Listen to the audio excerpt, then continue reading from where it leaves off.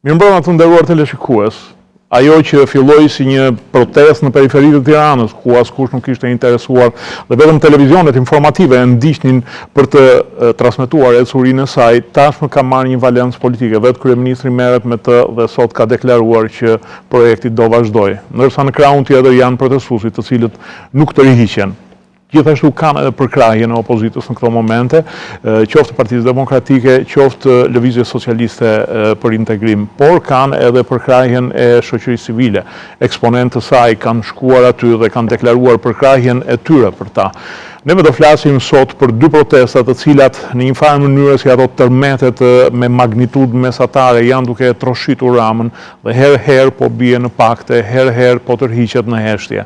Do flasim sot për protestën e Astirit, siç njihet tash në gjuhën e përditshme, dhe për protestën e teatrit, sepse është një konflikt i ngrirë, një konflikt i heshtur i cili nuk dihet se çfarë drejtimi do marrë. Për të folur për protestën e Astirit, kam një panel ku janë të ftuar Brizida Gjikondi, avokate, aktiviste. Mirëseardhje zonja Gjikondi. Kam zotin Eritan Liçaj, aktor. Mirëseardhje zotin Liçaj. Faleminderit për ftesën. Kënaqësia ime. Kam zotin Romeo Nazarko, kryetari i shoqatës Geodet ose topograf, siç i quajmë. Mirëseardhje zotin Nazarko. Kam kolegun Mentor Kikia. Mirëseardhje Mentor. Kam gazetare në Ora Newsit, e cila e ka ndjekur Gjensila Demollaj. Mirëseardhje Gjensila, kënaqësi që të kam.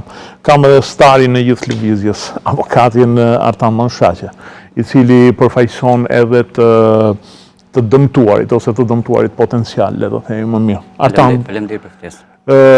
Është kënaqësi që të kam dhe dua ta filloj direkt me juve me disa pyetje të shpejta. Sot keni qenë në prokurori, për çfarë keni qenë? Sot kemi qenë në prokurori, disa banorë të UNASRE që gëzojnë dhe shtetësinë amerikane. Kemi bërë një, domethënë, zotrin kanë bërë një kallëzim për çështjen e projektit apo të disa ngjarjeve që kanë ndodhur në UNASRE në vazhdon e 400 denoncimeve që janë bërë 2 ditë më përpara. Juve keni qenë vazhdimisht aty në protest? Unë kam qenë vazhdimisht në protest sepse unë jam banor i zonës në radh parë. Unë jam banor i asaj zone, edhe njoh shumë mirë. E dini që janë bërë disa denoncime nga policia? E di që janë bërë disa denoncime nga policia, po mendoj që sot ka pasur, në informacionet që ka marrë tani së fundmi, ka pasur një lëvizje për shkak se nga prokuroria ose më saktë nga policia për disa shoqërime në prokurori, mendoj që nga mesazhet që ka dhënë zoti Rama para ditën e sotshme. Ka pasur një gjuhë një çik kërcënuese më tepër se ç'duhesh. Ju trëm kjo? Nuk na trëm fare njerë, qytetarët shqiptar nuk trëmen nga këto lloj thirrje sepse këto janë thirrje që janë përmbusur që në 90-të. Në fakt, megjithatë unë uroj që mos trembeni ju. UNASRE dhe Shqipëria ka vrarë Afrikën me kohë që kur vdiqen veri. Një pyetje tjetër. Kryeministri sot foli, po edhe drejtori i autoritetit rrugor foli për 280 shtëpi, 140 me certifikatë dhe 140 në proces të legalizimi. Janë të sakta apo janë më tepër? Nuk janë absolutisht të sakta, janë familje aty janë mbi 1000 familje të prekura sepse janë diku te 700 ndërtesa. Çdo ndërtesë ka të paktën 2 deri në 3 kate dhe çdo kat ka një familje minimalisht. Një mesatari që Këto më falë se është spekuluar shumë. Këto 2 deri në 3 kate ose 4 kate si janë, banojnë secili nga një familje apo janë të një familje? Jo, ka 2, 3 apo 4 familje, ka dhe 5 familje. Pra ka na 1+1, 2+1, diku këtu, domethënë se shellë kjo teza që kanë biznese vetë punësimi, ke hidraulik, ke një qishet kënkaleri, ke fotokopje, këto ke, e din gjithë ata qytetarët e Tiranës. Sa biznese janë të gjitha? Diku nuk bëhe më shumë se 200-300 biznese. Jam shumë se 250-300 biznese. Familjar vetë punësos, jo bizneset më dhaja. Bizneset më dhaja mund t'jenë pak me gishtat e dorës. Do me thënë, flasim gjithmonë për atë ballin e parë, apo flitet edhe për rrugica ku mund t'jenë të futura këto biznese? Tani, po flasim për ballin e parë. Por loja është që po prek balli parë, topuzi do kapi edhe pjesën e 2 dhe pjesën e 3 komplet do rrafshohet, se kjo është loja aty. Që ti themi gjëra si çfarë. Ju ka lajmëruar një njeri që do prisheni sepse sot Gjiknuri tha s'kemi lajmëruar asnjëri. Sapo e thatë unë e kam ndjekur zotin Gjiknuri, ne kemi gati 18 ditë sot që protestojmë, nuk është informuar asnjë qytetar. Thjesht kanë ardhur kanë vënë kryqet për çdo banesë aty dhe kanë thënë dilin mbas 10 ditësh sepse do të prishen banesat. Të njëjtën gjë kanë bërë edhe Bregu i Lumit dje. E njëjta histori. Sepse është një histori tjetër, te Bregu i Lumit do filloj zgjeri Milanës, do prishën pavarësisht kësaj, në pikpamjen e procedurale ti duhet ta njoftosh, sepse të thonë edhe Konventa Evropiane e Drejtave të Njeriut. Ta thot për shembull rasti i fundit i Jordanova dhe të tjerë kundër Bullgarisë. Thot, pra në raste të tilla, duhet i njoftosh personat në mënyrë të qartë për kushtet, duke i shpronsuar edhe në qoftë se nuk ka banesa të cilat kanë marrë lejen e legalizimit apo hipotekën, që në momenti që ti e ke ndërtuar ti quhet pronë. Në një rast të tillë, pra në qoftë se ti nuk i njofton në mënyrë masive banorët, Gjykata Evropiane e Drejtat e Njerëzit gosa bukur e ka quajtur dëbim. Pra e ka quajtur dëbim. Ky është një arsye që unazere përfshihet te ky koncepti i dëbimit. Pra, është koncepti i represionit të shtetit, për mendimin tim. E ke vendimin të Gjykatës Evropiane 2012 Jordanova kundër Bullgarisë. Bizita, si e shikoni juve gjithë këtë veprim, se mua më duket se ka një çakordim. Gjyknuri thotë, "More çka keni, pse shqetësoni, ne s'kemi lajmëruar një, do të thonë nuk kemi thënë gjë." Në krah tjetër del drejtori i autoritetit rrugor dhe thotë, "Do fillojmë tash të skanojmë shtëpitë, të bëjmë plane sa metra katror etj etj." Kryeministri në krahun tjetër ka çuar fadromat aty që do fillojmë punën si të shikojnë. Po, më fal që po ta shikosh në plan të gjerë, ky është vërtet një si film horror, për mendimin tim personal. I ka të gjithë elementet e një paligjshmërie ekstreme. Vërtet aty të gjithë kemi interes që të bëhen rrugë të reja në Tiranë, të shfryhet trafiku etj. Por gjithmonë, sidomos qeveria tanishme, ka një mënyrë djallëzie të komunikimit me qytetarët, mbrapa interesave publike, që i hiqet kur ka interesa publike, fsheh interesa të mëdha private. Dhe fyen jo vetëm intelektin e shqiptarëve që nuk kanë njohuri jo shumë të thella nga ana ligjore, edhe të shqiptarëve që kanë një farë formimi juridik. Ty vë shqiptarëve kryq të kuq në shtëpitë ku banojnë dhe kanë ngritur jetesën e tyre. Dhe ky shteti ka lejuar, pavarësisht ka qenë i majtë i djathtë, shteti s'ka ngjyrë. Nëse a ka një lloj procedure, zbatimi procedure në gjithë këtë përplasje. Unë kam gjithë arsyeën pse nuk e kanë respektuar procedurën. Ti vësh një shenjë të kuqe si yjet e Davidit që vjeshin në kohën e luftës së dytë botërore, që për mua është persekutim psikologjik njëri pa parë. Dhe mos të çosh letrat e lajmërimit, kjo bëhet vetëm për një arsye, për arsye sepse kjo qeveri, duke ditur që është në kushte të paligjshmërie, nuk do që qytetarët të shkojnë në gjykata administrative dhe të pezullojnë punimet.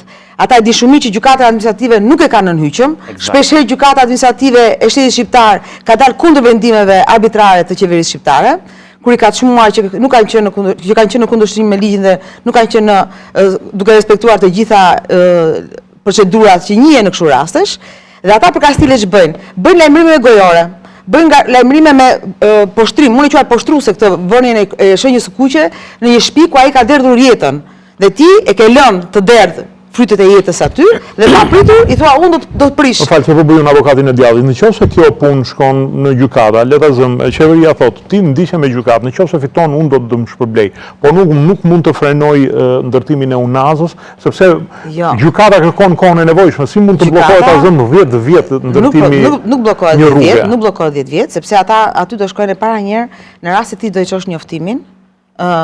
Ka kodin e procedurës civile, ka kodin e procedurës administrative, ka të gjitha aktet që ka hapësirat dhe afatet kohore për të ankemuar për një letër që po të vjen për të prishur shtëpia. Unë e shikoj si një taktik djallëzore që mos të jap mundësinë këtyre të shkojnë në gjykatë apeli dhe ai bën të kryejë njofton me gojë. Por është për ta keq që edhe vetë banorët e asaj zone, sidomos ata që kanë 20 vjet që shfrytëzojnë atë zonë, kanë qenë në kushte të një parashkrimi fitues. Se që nga momenti që ti ke 20 vjet që e shfrytëzon atë shtëpi, e vërteton këtë me pagimin e dritave të ujit etj, ti mund shkojë në gjykatë, ka pasur kohën e duhur të shkonte në gjykatë dhe të merrte tapin. Por gjithë shqiptarët, banorët e asaj UNAZ-s së Astirit, që është bërë tani si titull i famshëm, kanë qenë me besim ke klasa politike, që gjithmonë ka premtuar do legalizojnë. Dhe jo vetëm kanë qenë me përmirësim. Jo vetëm ka qenë një besim. Pra thjeshtimi i procedurave që thotë BRIT. Po është diçka tjetër, që për mua është skandaloze dhe këta të gjithë e injorojnë dhe më vjen shumë keq që forcat politike që janë afruar për të përfituar nga kjo gjë, nuk kanë formimin më elementar ligjor që t'ia ofrojnë këtë asistencë banorëve që janë vërtet në një hall të madh.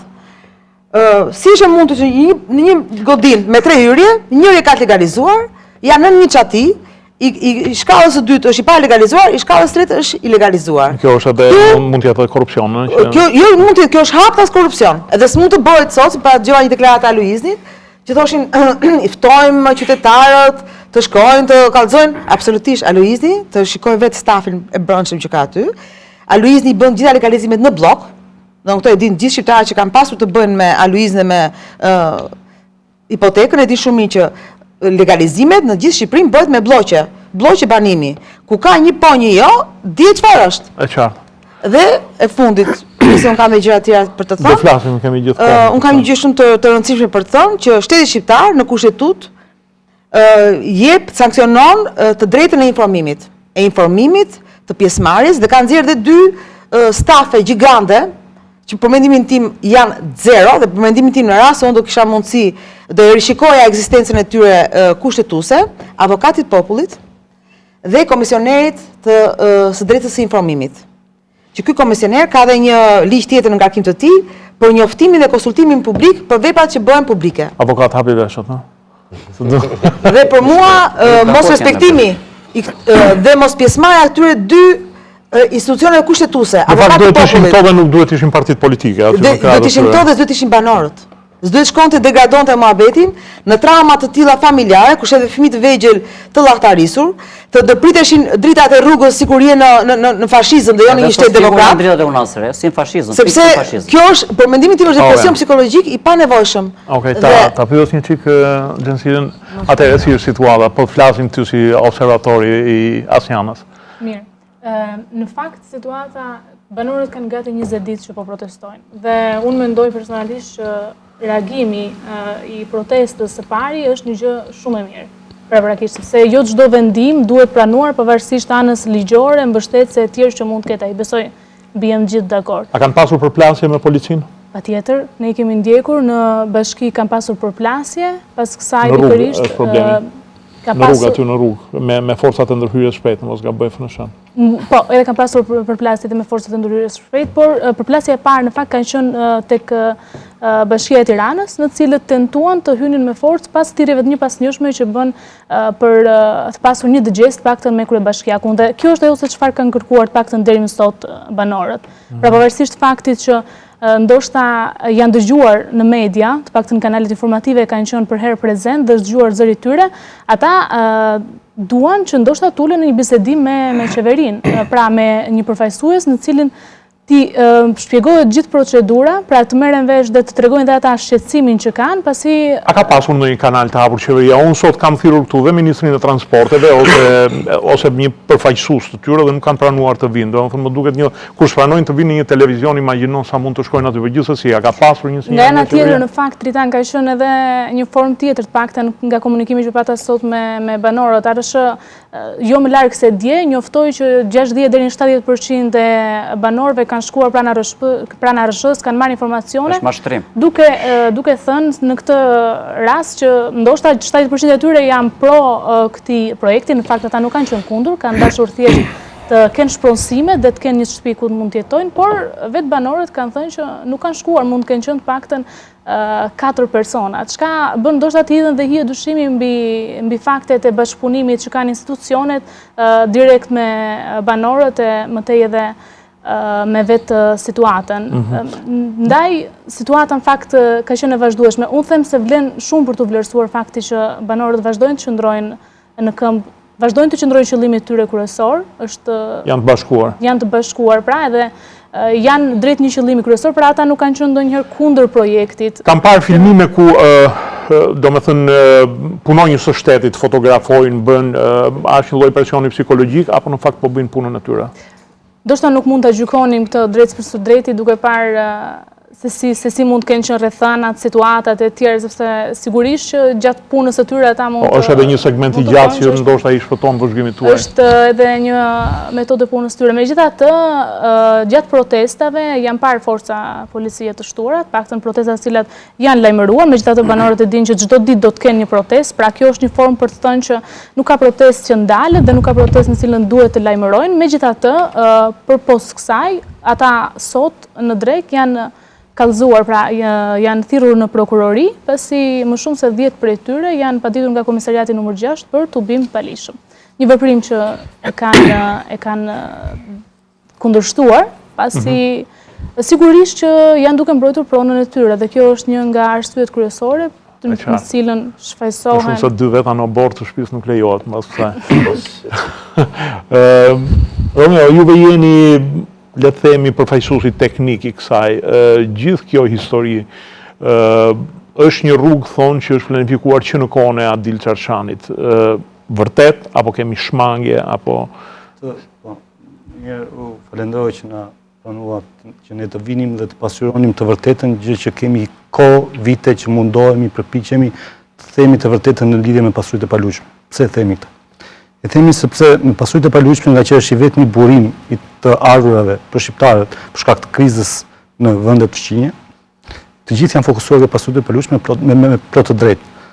Por me këto po abuzohet masivisht nga të gjithë institucionet shtetërore, siç janë, kemi ngritur shqetësimet me Agjencinë e Legalizimeve, ku gjithë shqetësimi jon u vërtetua me audio përgjimin e zotit Lame, drejtorit të legalizimeve, ku brenda atij audio përgjimi kishim mbi 3 shkelje ligjore, ku ai deklaronte që unë mund të shkarkoj punonjës, sepse këtu nuk ekzistojnë sindikata. Ju jeni të emëruar nga deputetët dhe ministrat dhe unë mund të shkarkoj kur të dua. Më është audio përgjim që është vërtetuar të gjitha akuzat e shoqatës së gjodetëve për një anshmëri të procesit. Pse? Kjo për faktin, sepse në procesin e matjeve të legalizimeve u shmangën shoqata e gjodetëve ose burimet njerëzore të shoqatës së gjodetëve dhe brenda këtij procesi u futën ndërmjetës ose këshilltarët e zotit Lame. Unë di që kanë marrë gjodet me kontratë ata, nuk... Po pra pikërisht. Megjithatë, shiko, të kalojmë në këtë rastin konkret, mos shpërndahemi. Dhe mbas këtij filluam domethënë shqetësim kanë qenë dhe rrugët në Shqipëri. Në çdo rrugë kompanitë private shkojnë dhe kërkojnë financime, shtesë dhe kjo ka ardhur si pasojë e mungesës së matjeve të sakta teknike. Për këtë arsye, në dokumentacionin që ishte depozituar në prokurimet publike, pam një plan vendosje ku mungonte eksperti kryesor i një projekti rrugë. Ne të gjithë e dimë, që të marrësh një lejë ndërtimi sot pranë Bashkisë Tiranës, hapi para është rilevimi topografik. Dhe rilevimi i zonës, që ata të shikojnë kondicionet dhe të aprovojnë lejën.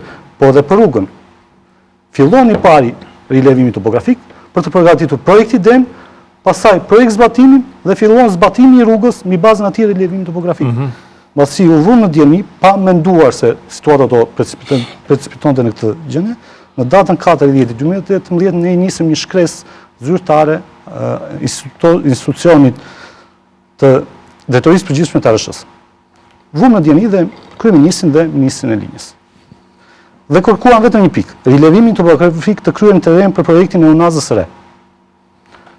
12 ditë më vonë na vjen një përgjigje ku e rrit më shumë hijen e dyshimit dhe ne na vë përpara përgjegjësisë për të nisur një shkresë të dytë me elemente të tjera, kur kërkonim rilevimin topografik që nuk na i dërguan në shkresën e parë dhe kontratën.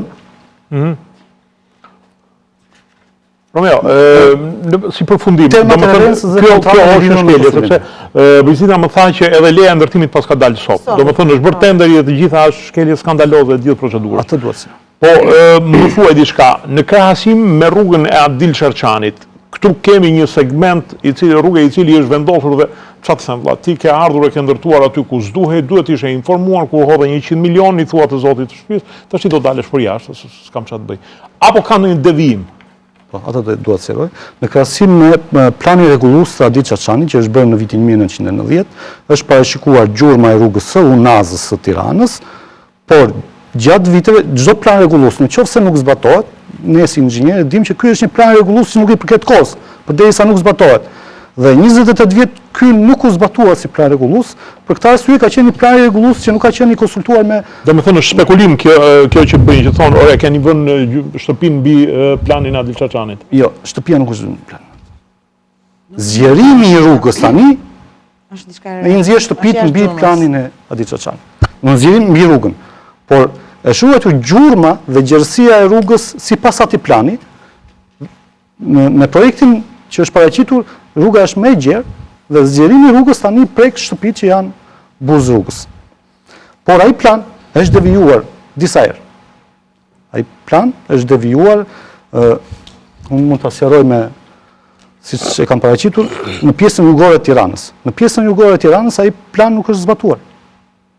Sepse zhvendoset 3 kilometra në drejtimin jugor të Tiranës dhe shkon në Fark, në Sauk. Në fakt mua më ka bërë përshtypje, gjithë kjo pallatët nga ky kran nuk preket dhe do t'ju bien këtyre fakirëve kuarinëve që janë me nga 1 me nga 2 Po, kata. Kjo është e çuditshme. Ai plan ka rënë me planin rregullues të vitit 1991, ku është përcaktuar gjurma e Unazës së Madhe të Tiranës. Është devijuar projekti në funksion të një biznesit, i kërkoj ndjes zotërisë. Mbi kalimi është devijuar në funksion të një biznesi aty. Më fal, i kërkoj ndjes zotërisë. Ja ku është këtuja. Dhe zhvendoset i gjithë aksi. Pra, ky është një nga elementët kryesorë. Nëse ke pas 27 metra, po. Nëse ke pas 27 metra, tani është atë që thot zotëria e kanë çuar 60 metra. Ardan të pyes diçka, këto lejet e pallateve kush i ka dhënë? Këndej.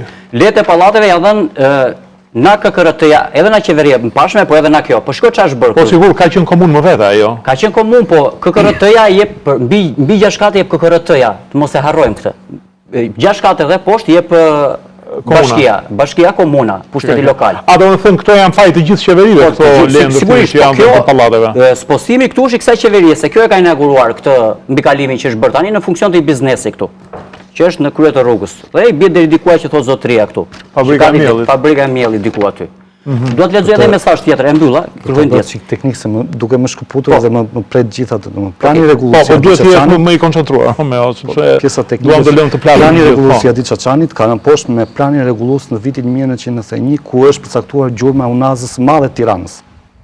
Se në vitin 90 për shkak se nuk ishin ndodhur ndryshimet, nuk ishte parashikuar që Tirana do zgjerohej. Gabimi i qeverive ka qenë që nuk kanë parashikuar në momentin që do filloj lëvizja e lirë, do zgjerohet Tirana dhe të parashikonin zonat ku do ndërtonin njerëzit që do vinin në kryeqytet, se në çdo vend botës kryeqyteti fillon dhe e qartë. Në vitin 91 kemi një plan tjetër rregullues ku është zmadhuar gjurma e Tiranës së Madhe dhe sot është tri pjesërisht në atë gjurmë. Ai plan ka rënë për shkak se nuk u zbatua dot, se nuk ishte funksional në atë vit.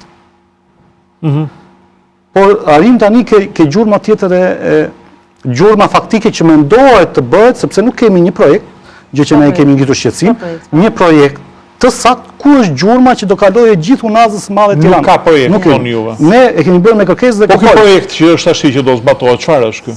Ky është një projekt që del në slajdra, në imazhe, po pa sistem të saktë koordinativ, se në gjodezi eci me sistem koordinativ. Pa sistem saktë gjodezik, do bëhet si një kombit që moti.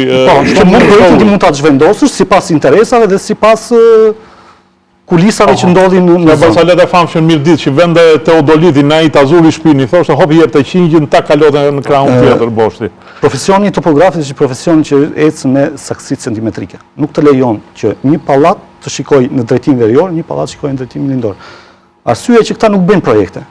Dhe ky shqetësim është ngritur, po të investigohet pranarëshës dhe të shikohet të gjitha kompanitë që kanë bërë rrugë në territorin e Shqipërisë, të gjithë kanë vajtur dhe kanë kërkuar shtesë fondesh. Shtesë fondesh ndodh vetëm kur nuk ke një projekt të saktë, sa do jetë gërmimi, sa do jetë mbushja, dhe kur nuk ke projekt të saktë, ti vetë kërkon shtesë dhe shkon vlera se rrugës, vlera se rrugët, dhe ky shqetësim pse ndodh 40 milion euro dhe nuk është 20 milion euro. Pse nuk është 20 milion euro, se mund të jetë dhe 60 milion euro. Ne nuk kemi një projekt që të fillojmë të themi nëse vërtet, pastaj të llogarisim koston e kësaj rruge.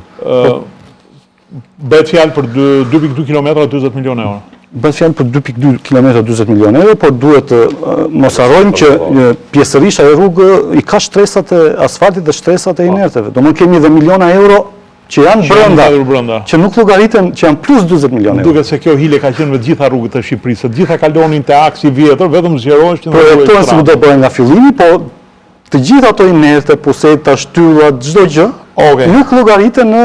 Më duhet të ndërpres për publicitet.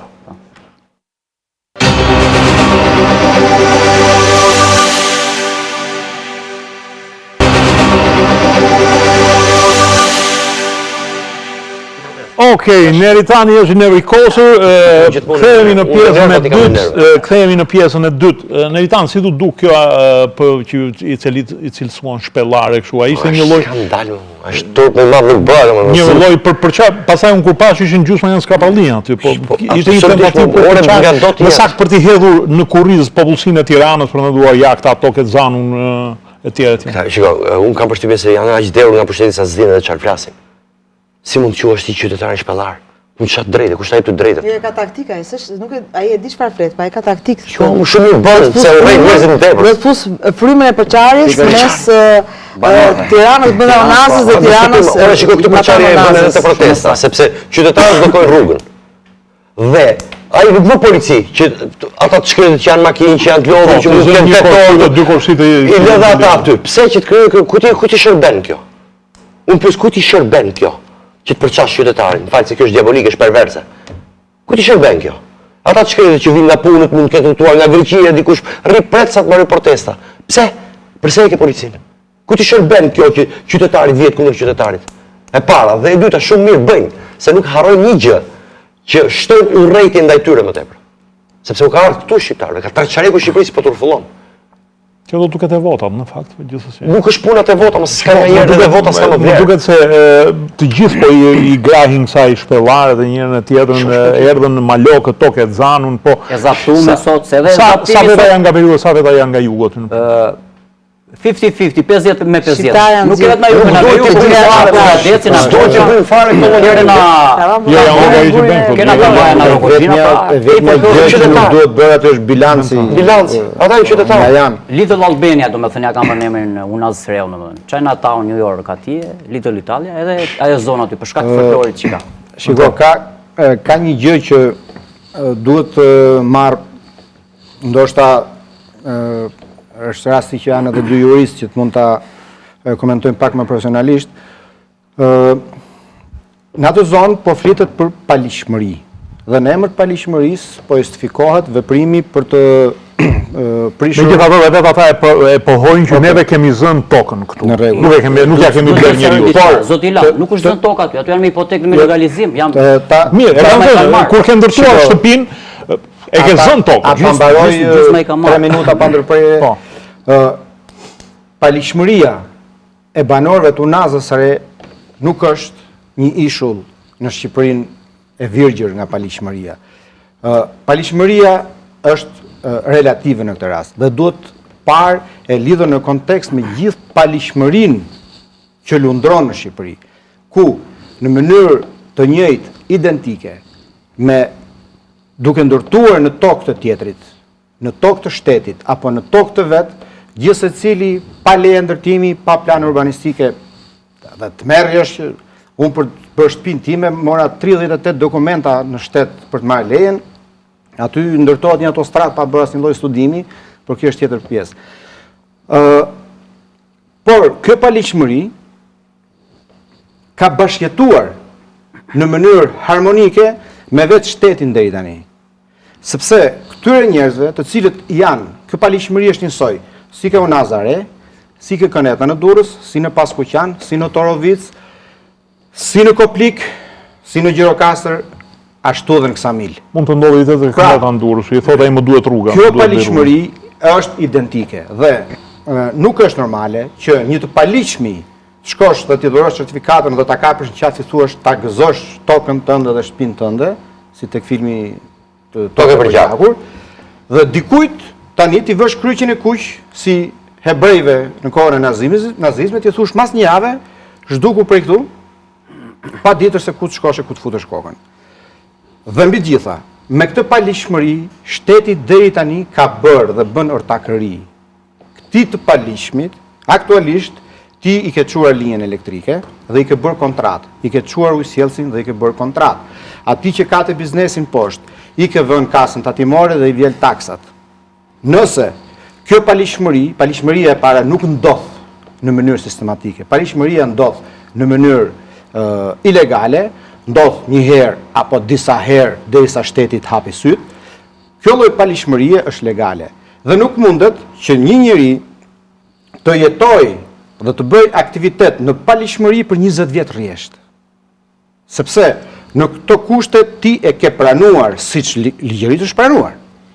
Dhe mbi gjitha, kjo palishmëri është futur në proces ligjërimi në të gjithë territorin dhe qeveria nuk mund të sillet me dy standarde. Rama thotë që nuk kam premtuar atyre të cilët ishin me shtëpi mbi rrugë.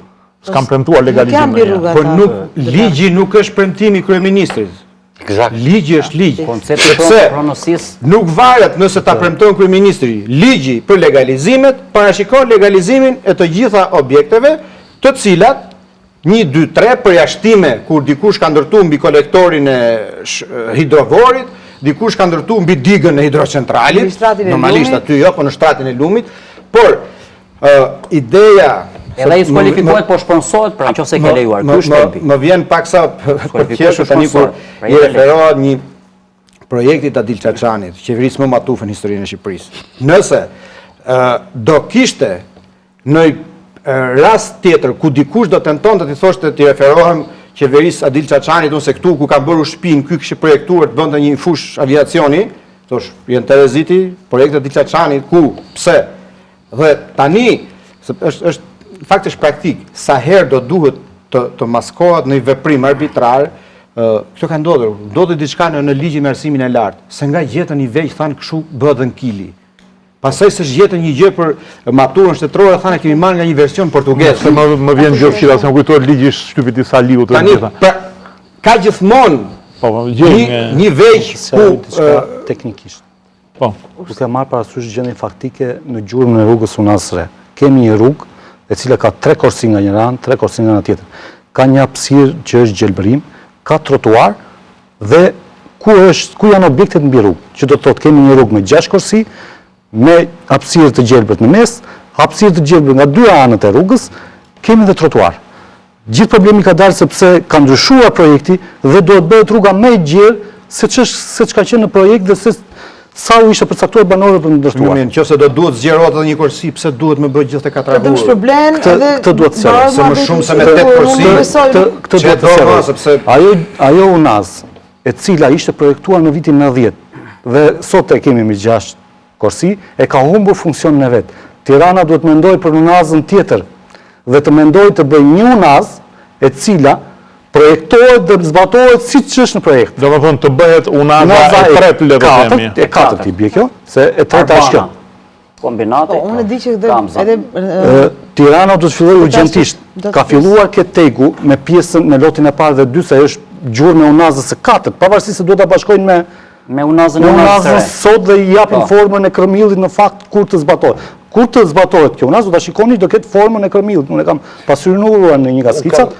Ajo është gjurma e Unazës së 4, Ketegu, e cila shkon në Arban, del mbrapa Baçarit, del në Kashar dhe lidhet me rrugën Kashar-Vëzhim. Ka një hipotezë që është ajo aty, pamja që shikojmë në televizor. Ajo është pamja e cila do ketë, nëse do zbatohet ky projekt, Tirana do ketë një Unazë në formën e kërmillit. Ka një hipotezë që po tentohet të zgjerohet shumë për të fituar një hapësirë për të bërë ndërtime më pas. Po pra kjo është e gjitha. Mendoj se do devijohen në lumen e lartë sigurisht për të krijuar një gjë të tillë. Sa mund të qëndrojë kjo hipotezë? Kjo është një hipotezë dhe kjo qëndron. Por gjithë këto lekë që mendohen për 2.2 kilometra, ka 40 milionë euro, po për gjithë segmentin sa milionë euro shkon? A mos është e nevojshme që Tirana të mendojë për Unazën e 4? Që duhet urgjentisht të fillojë punime për Unazën e 4. Që nëse po përballim të tretën të thotë 4. Unë vetë e 4-ta nuk ka shpronësime, nuk prishën shtëpit dhe bëhet bujqësore ka një vlerë shumë që shpronësimi është me çmim 3.000 lekë. Jo, se ato bujqësore po bëhet ajo rruga re nga Thumana në Kashar për 18 milionë euro kilometrin. Ndërtimet në zonë është një rast tjetër që edhe për këtë ne kemi nisur një shkresë arshës. Devijohet lana, më fal, drejt në brendësi të ndërtesave. Nuk devijohet lana pra te fushat që janë bosh, te hapësirat që kanë brenda, kjo zonë, po i bie ndërtesave drejt për drejt. Pra i bie. Po sepse kështu është bërë projekti sipas zotrive. Pra çfarë bën ti? Ti u bie këtyre ndërtesave 1, 2, 3 kaçe, i bie edhe brezit par duke i rënë këtyre ti detyron me ligjin e 2015-s për investime strategjike që sipërmarrësi të futet marrëveshje me ty dhe nëse ti zbie dakord me sipërmarrësin, futet shteti dhe të shponson interes të sipërmarrësit. Pra është ligji PPP dhe ligji për oligarkin. Kjo është fabula. Ka disa kritera të investime strategjike dhe investime strategjike përcakton kryeministri me vëkoma kush. Nëse vlerën e ka 5 milionë euro, për shembull një kompleks pallatesh aty, unë shpronsoj ty thotë. Pse nuk e devijon lanën këtu ai tek hapësirat që janë këtu, që kanë rrethuar këta? Shpronsoj edhe atë zotrin që e ka atje, jepi lekët që i takojnë me çmimin e tregut dhe çoj atje. Po të gjitha, unë nuk jam inxhinier, po kuptoj thjesht, të gjitha devijimet këtu i japin, i bien shtëpive drejt për drejt dhe sjellin shtratin e lanës pak a shumë afër mbi kalimit. Sa shkon vlera, më thua një diçka, sa shkon vlera e dëmshpërblimit, nëse dëmshpërblim me vlerën e tregut? Nuk kemi bërë një studim me parafos. Po diku vlera e rrugës që këta kanë hedhur është dëmshpërblimi pak a shumë i banorëve. Por ka dhe zgjidhje tjetër, zot Ila, dhe kjo është shumë interesante. I bie demonstratio, u bie de me solutio. Është parimi latin, pra. Për të njëjtat motive japim të njëjtën zgjidhje. 30 metra na krau atan, çfarë kanë bërë qeveritë e mëpashme, po edhe bashkitë e mëpashme. Çfarë kanë bërë? Ka qenë e njëjta situatë siç na krau këtej. Ka qenë proces legalizimi, ka qenë me hipoteka e tjera. Çfarë bëri qeveria? Mori sipërmarrësin, mori zotin Ila, mori zotin Artan që ka shtëpinë atje me le, pa le, me hipotekë dhe i tha, bëj marrëveshje me sipërmarrësin ti, zotëri aty, sa të shke kaq domazh dhe në rregull. Sipërmarrësi u kënaq, banori u kënaq, edhe shteti u kënaq sepse i uli taksat. Ku ndodhi kjo? Dhe u zgjidh, po nuk duan ta bëjnë, edhe kjo është zgjidhje, qytetarët e kanë pranuar këtë gjë. S'duan ta bëjnë këtë gjë. Është territori i komunës Kashar. Pse është zhvilluar. A do ju të thoni që ti marrin këta dhe t'u japin të gjithën sipërfaqe? Po. Këta se kanë problem nga 10 kate të japin me 12 kate. Me 2 pallate të mëdha zgjidhet, se ne kemi bërë llogari. Me 2 pallate 9 kaçe të mëdha zgjidhet. Këtë ide në fakt më dha edhe dashej, sepse është një ide që e kanë propozuar edhe partitë. Unë ka zgjidhje mjafton të kemi vullnetin, kjo është ide. Unë kam merakun në fakt, zotira, kam shumë merakun ke shkelja e drejtave të njerëzit. Për mendimin tim, kjo është gjëja më kryesore këtu, mënyra armiqësore se si sillet kjo qeveri me shqiptarët, duke trajtuar si shtetas të dorës së dytë. Të mos u japësh atyre të drejtën më elementare të informimit, ose të bësh dëgjesat publike, ndërkohë që Agjencia Kombëtare e Planifikimit të Territorit, edhe në faqen vetë të webit, unë prandaj e printova, her pas here bën dëgjesa publike kur ka vepra me impakt publik në qytete ndryshme. Të fundit fare ka bërë në Lukov, në korrik të 2018-s. Kaq, këtu ka vdekur funksioni i kësaj nga ana e informimit të publikut. Dhe prap, do dukem sikur jam e fiksuar, por për mua është skandaloze që dy institucione, Komisioneri Mbrojtjes së Drejtave të Drejtës së Informimit dhe të Mbrojtjes së Privatësisë, se dhe kjo që dije u mbushën gjitha mediat, se ky banor ka 2 shtëpi, ka një shtëpi në Durrës, mos ja qani hallin e tjerë.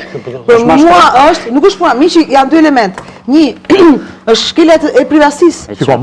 Mua më duket se lozin me atë. Po kjo është skandaloze se antikapitalistë shqiptarë, tjetri mund të ketë edhe 8 shtëpi. Ndërkohë janë kapitalistët më të egrë që ka njohur kjo tokë. Eksakt. Po që kapitalistët janë afër ku ata tani po bëjnë interesat vetëm të një kaste të caktuar dhe kjo mjafton të shikosh sa shumë ka shkelur të drejtat dhe sa shumë terr ka këtu, vetëm të mendosh që vetëm sot është aprovuar leja e ndërtimit të Onazës Re, që është skandaloze.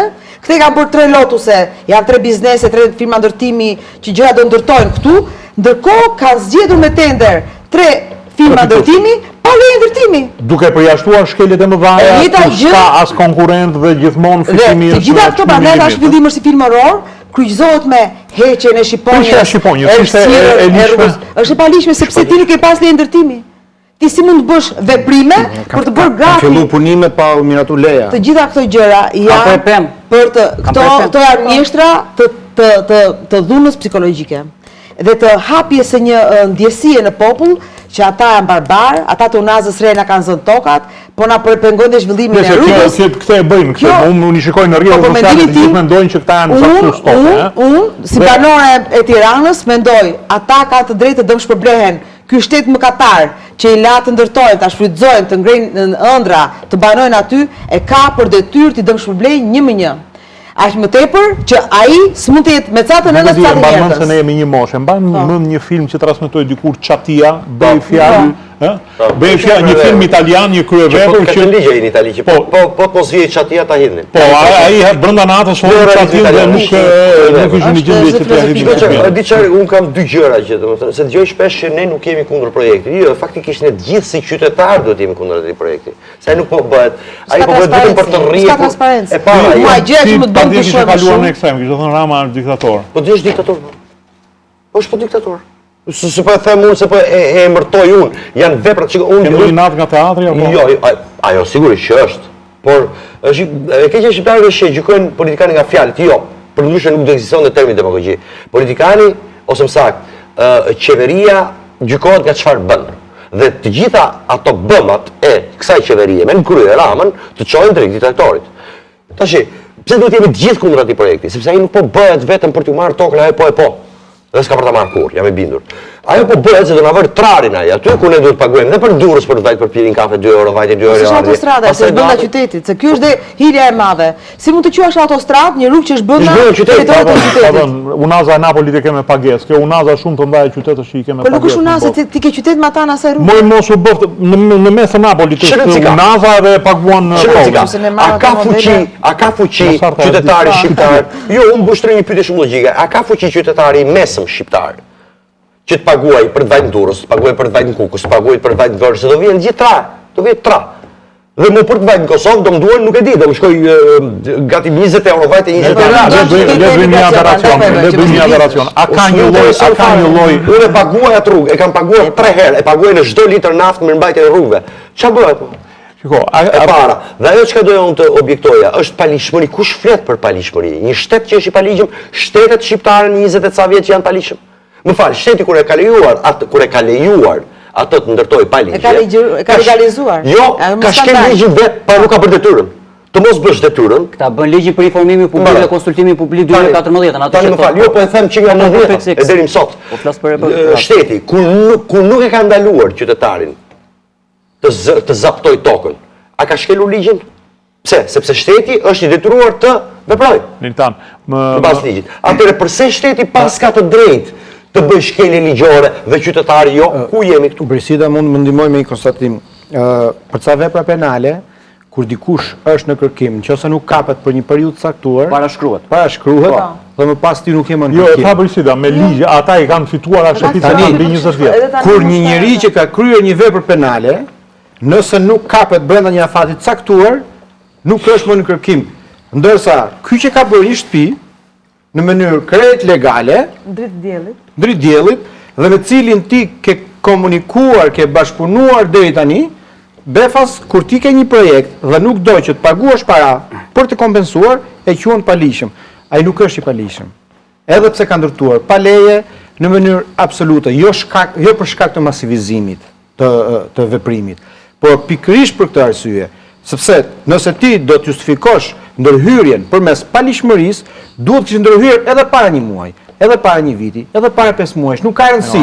Nëse do bëj apo jo rruga aty. Por nëse ky kishte zënë tokën e dikujt, janë dhe prona dhe nëse ky ka zënë tokën e dikujt, është detyrë jotja si shtet që po shkon në Strasburg dhe po lë qimet e kokës me penalitetet për çështjen e pronave, duhet t'ia prishë shpinën këtij personit pa rrugë.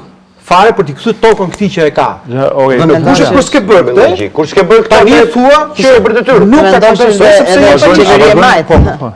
Doja të shtoja diçka se përpos faktit në ligjshmëria e tyre është treguar jo vetëm te fakti që kanë qenë banues, në atë kanë pasur fatura, ujë, drita e tjerë, ata kanë qenë dhe votues.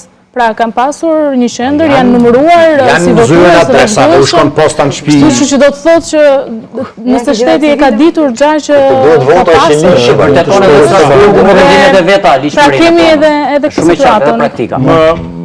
Punimet të Shqiponja apo vazhdojnë të ashtë? Pra, të paktën deri sa kanë parë deri më sot, nuk ka pasur zhvillime të tjera. Fadrova ndërkohë kanë qenë aty të paktën tek Shqiponja, ndërsa pardje janë prerë disa pemë, paktën në rrugën Teodor Keko. Ka pasur reagim nga banorët edhe janë larguar pasaj makinat e bashkisë. I kemi bërë qire që mos lëpojnë, mos afrojnë. Vazhdo pak e drejta, është skandaloze që drejtori Afrim Qendro bën thirrje, deklarata show që nuk i takon atij njerë të bëjë të gjë, dhe i çon të gjithë banorët dhe vazhdojnë prap të funksionojnë pa letra, shteti që funksionon pa letra, dhe bën thirrje thot banorëve, hajdini në zyrën time, që më marr skandaloze. Përdorin edhe kakofoninë të personave që kemi diploma. Jo shteta si drejt shtetit. Nuk ka lidhje RSH është pronari i rrugëve, merret me tenderimin, ndjekjen e punimeve, mbajtjen e rrugëve të shkon ka me pastaj që i hedh benzin zjarri. Po prania e fëmijëve aty është. Tu doja të dilja në fakt, pas kemi qenë një mendim se përpos faktit tensionit e çdo gjëje tjetër është edhe në një farë mënyrë dhuna psikologjike që është bërë vazhdimisht mbi banorët. Pra fëmijët kanë qenë protagonist her pas here, ne i kemi parë, ata kanë qenë për krah prindërve të tyre, për krah gjyshrëve në protesta, kanë vepruar si të rritur që kanë marrë fjalën dhe janë në dijeni të plotë të asaj se çfarë është duke u ndodhur. Dhe kjo është, në fakt, është pak e frikshme, dhe se ka shumë fëmijë, vërtet ka shumë fëmijë, ata e dinë se çfarë po ju ndodh dhe e dinë që do lënë shtëpinë e tyre. Si t'u shpjegojmë atyre fëmijëve tani që Luizni nuk ka bërë legalizimin, nuk kanë bërë legalizimin e tjera, apo ata që i kanë nuk. A kanë një premtim Ende nuk ka, bashkia ajo se çfarë ka dhënë është që do të ketë 3 vite që ra për banorët të cilët janë në proces legalizimi, për aq nuk kanë legalizim, ndërsa pjesa tjetër është thënë që do të marrë dëmshpërblimin sipas vlerës të paktën që... Por s'ka asgjë konkret, janë vetëm deklarata për shtypove. 10 vjet që ai ka shkuar në Nazare dhe Tiranës. Aty ka një gjë, ka një mungesë, me sa duket, ka një mungesë dëshire për të bashkëpunuar, sepse në fundit, po marrë tash një rast, nëse do kishte një lloj bonsensi nga ana e institucioneve, nga ana e shtetit, për të bërë tek e fundit një dallim.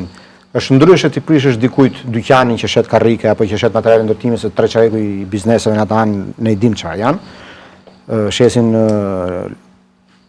vegla pune gjëra. Por është në dyqan kanë edhe, sa nuk kanë më të madhe. Është ndryshe të prishësh një dyqan, është ndryshe të prishësh një dyqan dhe ndryshe të prishësh një shtëpi. Dhe duhet mendohesh shumë më tepër të prishësh shtëpinë dhe të nxjerrësh njerëzit në rrugë. Pra, mund që të bëhesh një lloj diferencimi edhe pse prona është pronë dhe ka të njëjtën vlerë për çdo që e ka, por është ndryshe shtëpia. Shtëpia nuk është thjesht pasuri. Shtëpia është nevojë jetike. Shtëpia është atë mentor. Nëse ti do vendosësh të vësh në njëjtën balancë si shtëpinë ku fus kokën në darkë, edhe atë me hanën që e quaj kafene, ky është gabim. Mund të mbyllim një sy dhe të pranoni prishin e kësaj. Por shtëpia në lidhje me zaptimin dhe si ekspert në gjykatë që merren për ditë me këtë histori. Kur fillon zaptimi në Shqipëri? Unë mendoj që zaptimi në Shqipëri fillon në 44, kur ju zaptua prona ish pronarëve, të gjithë me pa të drejtë. Siç ka ndodhur Tirana dhe Nazare një rast. Ja kanë pas italianët madje. Të gjithë paguajnë nga taksat tona për ish pronarët që marrin kompensimin pranë atgjësisë së trajtimit pronave. Eksakt. Domethënë zaptimi kemi ndër pallate 5 kaç të ndërtuara me lejë ndërtimi por pa zgjidhur madhe në Metrollin, në rrugën Myslimshyri, në bllokun e Agimi, në Keparku, të gjitha këto pallate ne paguajmë sot taks për me taksat tona paguajmë ish pronarët për tokën që i kanë zënë ata banorët që banojnë mbas 44-s, por që kanë hyrë aty në ombrellën e diktaturës. Tani, a e kemi luksin ne si shtet, si vend ku çdo ditë largohen me mira shqiptar nga Shqipëria që ne t'i quajmë të ardhur banorët e shtetit tonë? Unë mendoj që jashtë. Po pse nuk janë të ardhur banorët që kanë ardhur nga Greqia dhe kanë punuar si bujq në qytetin e Gjirokastrës dhe në 91-shin ju dha tokë me 7.000 për 100.000, kurse ish pronarët e Gjirokastrës bredhin për gjykata për të marrë tokën e tyre? Domethënë, minoritarët ne u dham tokën me 7.000 për 100.000, me ligjin 7.000 për 100.000, që është një ligj i paligjshëm, i miratuar nga Parlamenti shqiptar. Kurse ish pronarëve të qytetit Gjirokastrës, ne i marrim dhe i sorollasim në përgjykata. Tani, këta janë të ardhur, apo të ardhur janë vetëm shtetasit shqiptar, të cilët kanë ardhur në vitin 90. Unë mendoj që nuk e kemi luksin ne sot të themi të ardhur. Qiko, ka edhe një problematikë, se kjo është pak e si ta kapësh, se ti thua të ashti që kemi problem me ish pronarët, ose më saktë të themi pronarët, sepse fjala ish pronarët tingëllon shumë abuzuse. Por kemi me pronarët, po këta kanë vajtur dhe kanë zënë një pronë, për fat që prona e tyre nuk është tokë pronarësh. Jo, se është ble me kontratë porosie, nuk i kanë zënë gjithë, ose është propaganda që luhet. Nuk është zënë e gjithë, është ble me kontratë porosie, pronari parë, pronari dytë, me 7.500 ishin dhe ish pronarë, si shtot ky. Dhe në 24 e ka qenë pronë italianëve. Qa kanë bërë disa nga këta ish pronarët? Me marri fete, si që i bëjnë... Gjithë të lezur Kukshan që i takova rastësisht, të cilët më thanë tekstualisht, bo na quajnë kod zaptu, sepse unë ja kam blerë pronarit, po pronari më tha, kur të vinë letra do të vija... Absolutisht. A ishtë një pronë e ndarë me 7.500 ish. Absolutisht. E gjithë sipërfaqja është ndarë me ligjin 7.500 ish. Edhe si kur të prishën shtëpit, atë e marrin dhe posedojnë persona që kanë marrë me ligjin 7.500 ish pa paguar as i lek. që do të thotë ishpërndarit prapë do të paguajnë nga taksat tona për ta kompensuar ishpërndarin e parë. Kjo Më falë, se më duhet të kalojnë reklamat dhe Artani do shkojnë, i duhet të iki. Cili është hapi që do ndërmenim pas kësaj? Në qoftë se nisemi nga fjalët e kryeministrit që tha që do ikni, ka marrë funda e punë. Me mendjen e kryeministrit neve do kishim ikur nga 1000 herë, kurse me mendjen e qytetarëve nuk lëvizin. E para njerë, organet shtetërore duhet të vinë aty ku vun kryqet në atë zonë atje, siç i vun natën, me urdhër politik, të vinë aty të ulen me banorët, zgjidhet ja u kemi thënë. Me kompensim, me marrëveshje me palët, ka mënyra po të ketë vullnet, siç kemi rastin përballë edhe këtej. Sepse banorët nuk janë kundër projektit. Juve jeni dakord që për shembull në qoftë se në krahun tjetër ndërtohen pallate, t'ju kompensojnë me sipërfaqe? Në krahun tjetër nuk ka mundësi për të ndërtuar pallate. Që të jemi të qartë, sepse është mbushur pothuajse zona. Nuk kanë problem banorët, ato sipërfaqe që kanë, ato duan aty ku i kanë në ndërtimet që mund të ndërtohen, apo të bëhet një projekt zhvillimi, sepse edhe vetë zona aty ka inxhinier, ka ekspert, që mund të japin vizionin e tyre për të bërë zona aty është geto për sa i përket rrugëve. Unë para 2 ditësh kam hyrë me makinë dhe aty nuk futej në rrugica. Pjesërisht, domethënë. Jo, shiko, ajo zonë ka nevojë për zhvillim. I kanë vënë emra rrugëve aty, domethënë. Përdisa po kanë vënë emrin tani. Edhe si kanë zgjeruar në fakt. Sepse këtu çfarë bën këta zoti Ila? Ta kanë bërë vëkomand, domethënë 2009 edhe këtej, që i kanë futur gjithë banesat në proces legalizimi, një pjesë i kanë marrë hipotekat, një pjesë janë proces. Mund të jenë pak me gishtat e dorës në njëri që s'ka aplikuar fare me gishtat e dorës. Po çfarë bën këta? Këta e kanë anulluar këto. Pse e kanë anulluar këto këta? Se ti e ke futur një proces ligjshëm. Edhe sipas praktikave, siç është treni apo siç është selita që u bë vëkomë e posaçme i kompensuan. S'do ta bësh këtë, s'ke lekti si shtet. Okej, bëj marrëveshje me sipërmarrësit edhe me pronar. Ma tregove. Artan, unë nuk duhet ta ndërpres fjalën për shkaqe qeveritare, po më duhet ta ndërpres se fillojnë reklama dhe unë të falenderoj që ishe, sepse e di që ti duhet të shkosh dhe uroj një zgjidhje të problemit. Të shpresojmë. Kalojmë në publicitet.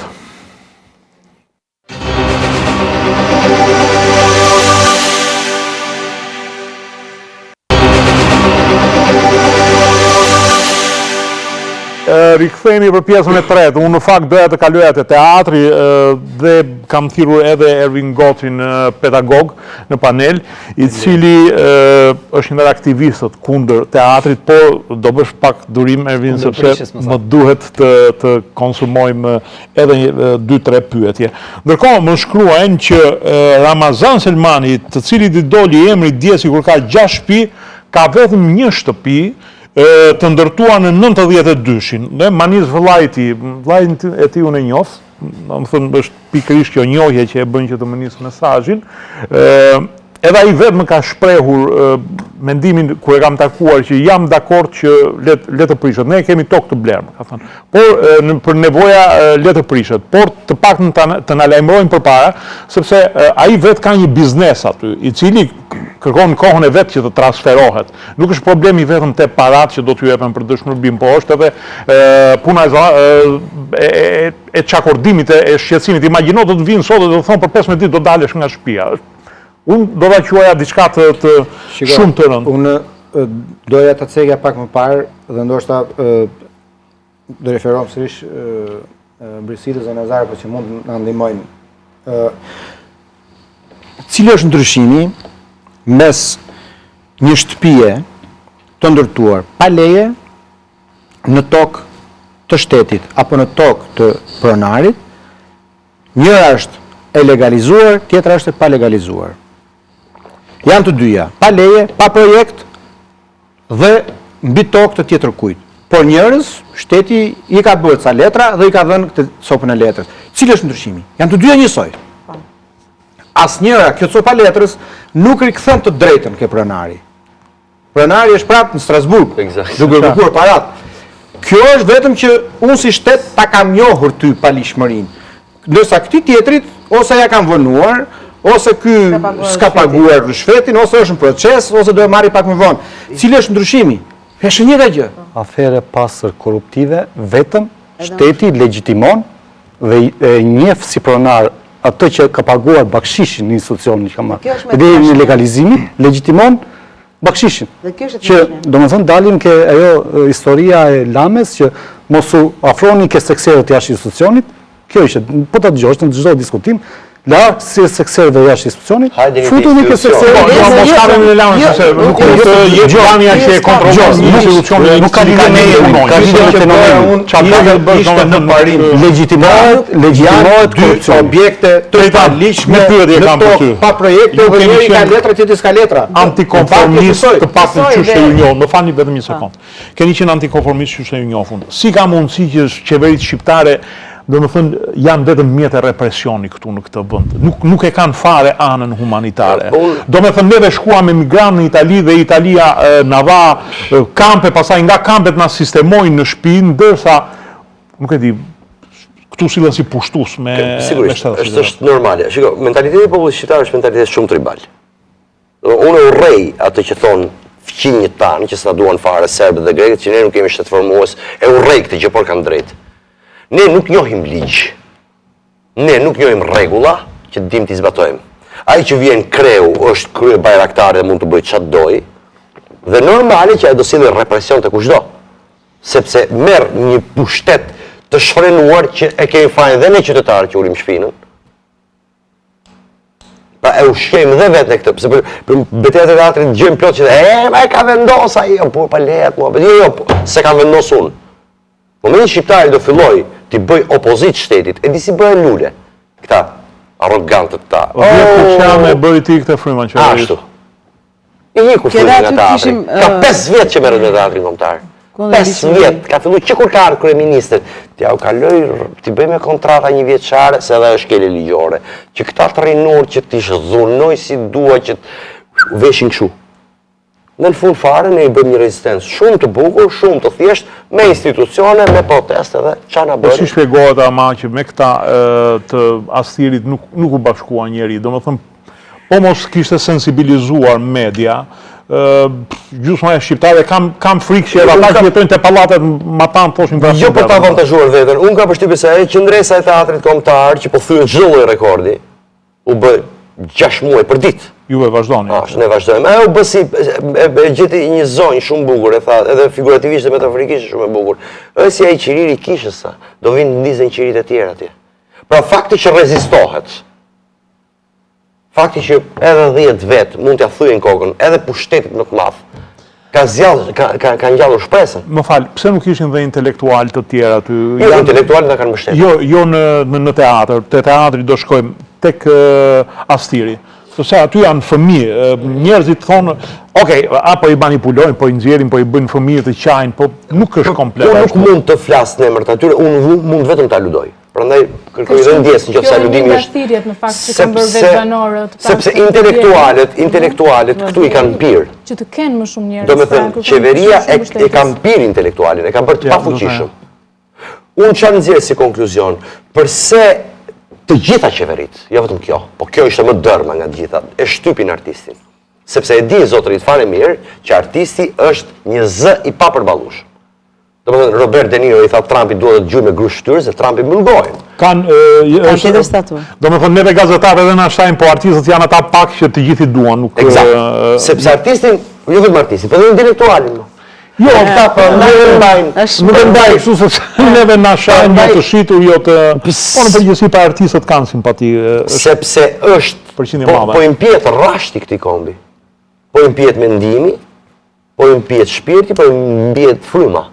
Do më përta shikosh Tiranën sot, Tirana është një kombik t'i madh. Ku hahet, blihen rroba, luhet bigjoz dhe flet gjuhë. Në fakt ishte Lubonja i pari që e hodhi, asnjëri se besoi, po kur thoshte që do bëhet beton dhe s'do kemi të marrim frymë, po sot në atë fazë. Do më thënë, po mpijet qytetari, po mpijet çdo lloj sensi. Dhe normalisht që kjo sjell varfëri shpirtërore, sjell frikë, sjell intimidim, sjell secili shef atë pragun e vet shtëpisë. Dhe është e vetmja gjë që mund të luftohet, kjo është pikërisht protesta qytetare.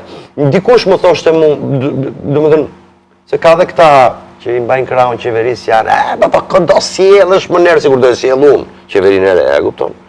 Se, do më mbajmë tëre, i thash, mbajmë këtë që kemi, sepse s'kemi këtë sjellë. Kjo është një pyetje në fakt që shtrojnë të Shiko, kur ke përballë një njeri që s'ha pyk, kthehet në personale, dhe unë e ndjalu shtaraku, ligji i luftës është vrit barrikadën e parë, se po se vrave do të vrasi.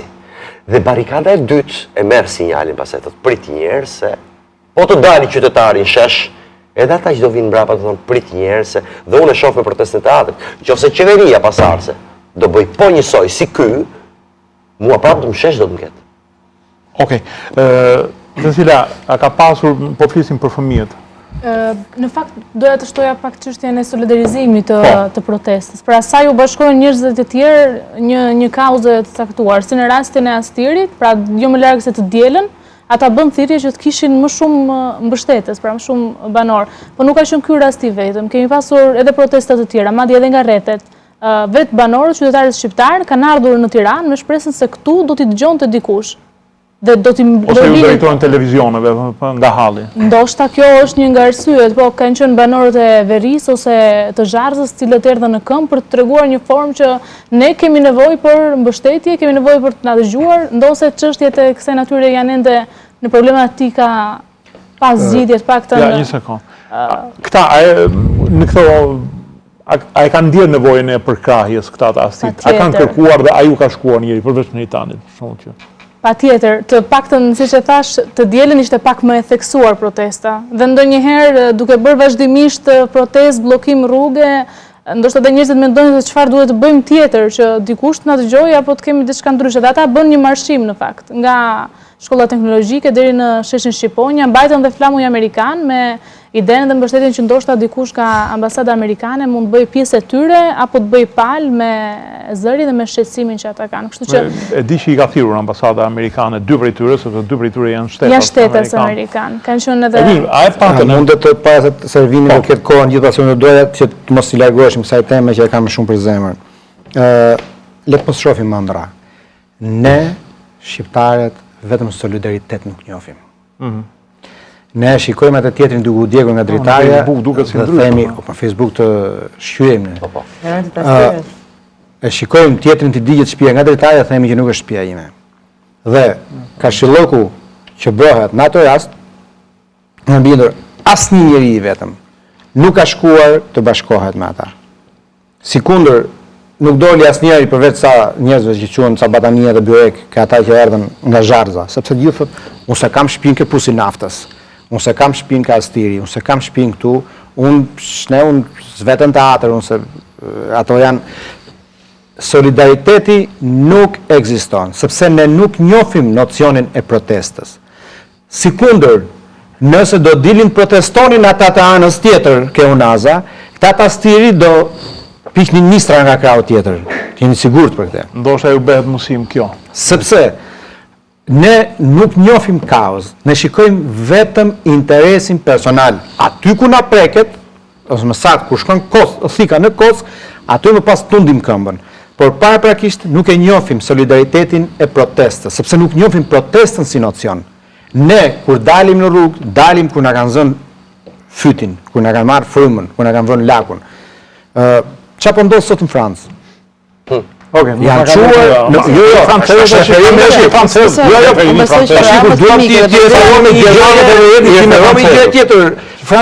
bërë sepse gjuhë është ligjin në Amerikë, kështu është në Gjermani, kështu është në Francë. 250 vjet përpara. Sa ka që ekstreme sa Këto janë kokën këto njerëz me një fjalë goje. Dalin dhe reagojnë për çmimin e karburantit. Çfarë bëjmë ne? Të gjithë bukurë që çmimi i karburantit po shkon te sajoni, ë? Po, çik më urët. Ajo që po ndodh, akoma edhe më rënd, e tha Neritani që parë. Ajo është strategji e policisë. Policia nuk ndërhyn në asnjë rast të bllokimit të rrugës, sepse Tirana po vuan terror sot në bllokimin e rrugës. Unë kam shkruar 1000 herë, unë jam atë protestë, por nuk jam për bllokimin e rrugës, sepse po vuajnë njerëzit.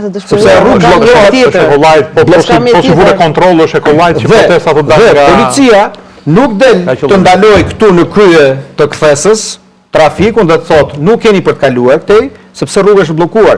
Dhe të paktën në 2 raste njerëzit janë konfrontuar dhe pasoj viktime këtij konfrontimi mbeti një kameraman i televizionit ku punoi, Klan Plusit.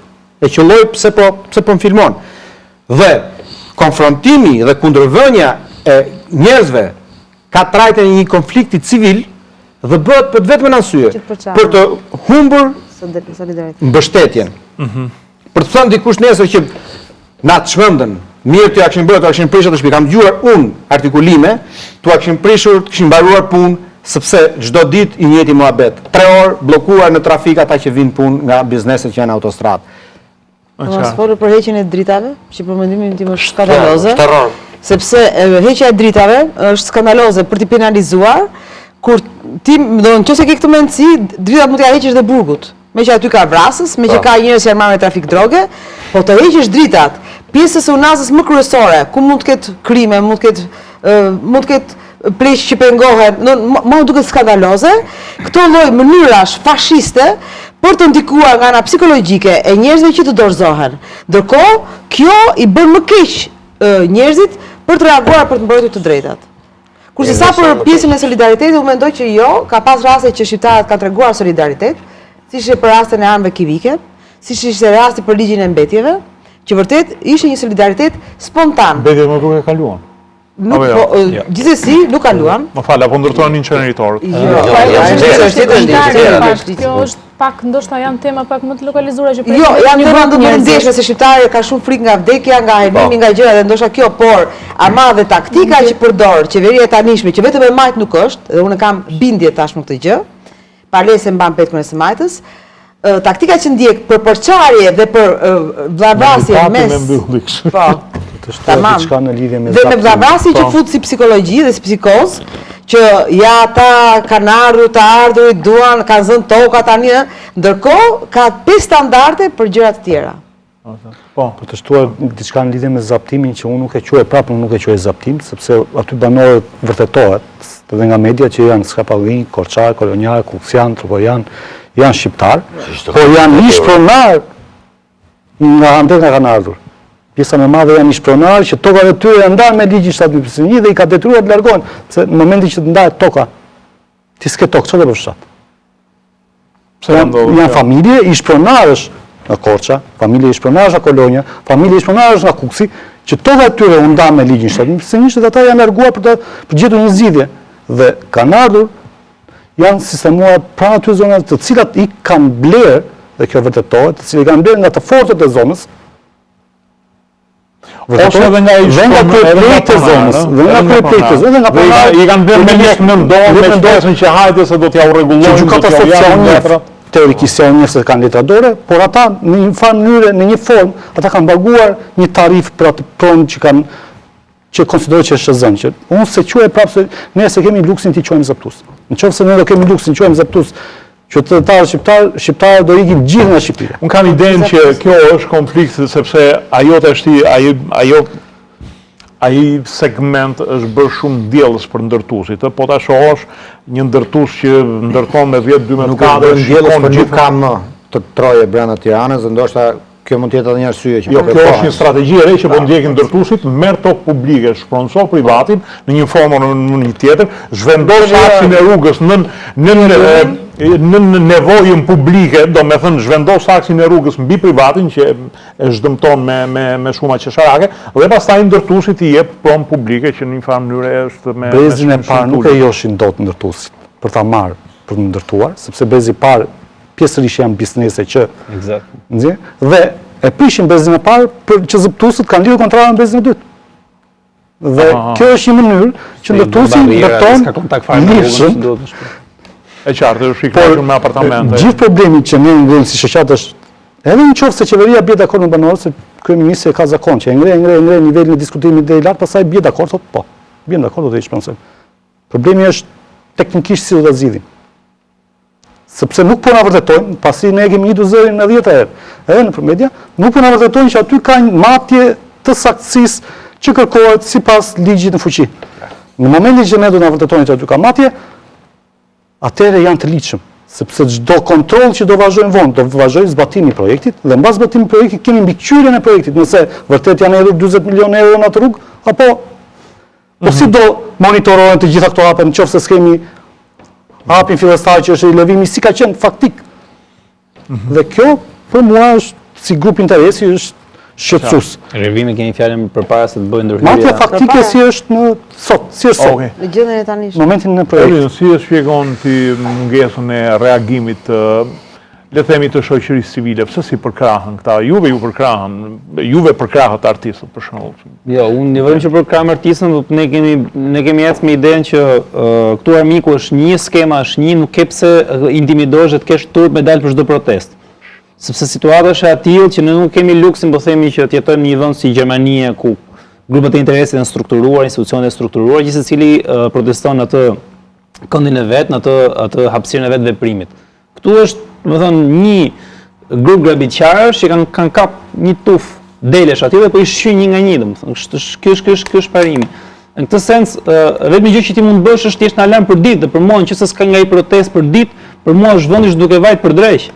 Për ditë nga një protestë, kudo, ku ka mundësi me dalë, me thënë, me denoncu gjën. Le të krijohet kaos, le të krijohet. Unë për veten time ka vajta te Unaza, thash fjalën time, nuk e kam fare për intimidim, për asgjë, thash unë vi nga Aleanca për teatrin, sepse mua ajo më identifikon në këtë moment, se mendoj se është kauza e kauzave për interesin tim, në kuptimin e rëndësisë kauzës, dhe nuk kam absolutisht asnjë lloj intimidimi që të shkruaj të dalë dhe të them fjalën time. Duhet gjithë shqiptarët të kuptojnë që duhet dalim për gjithçka. Unë mendoj që interesi privat është interes i korporatave. Interesi privat i një familjar është interes publik në fakt. E vërtetë.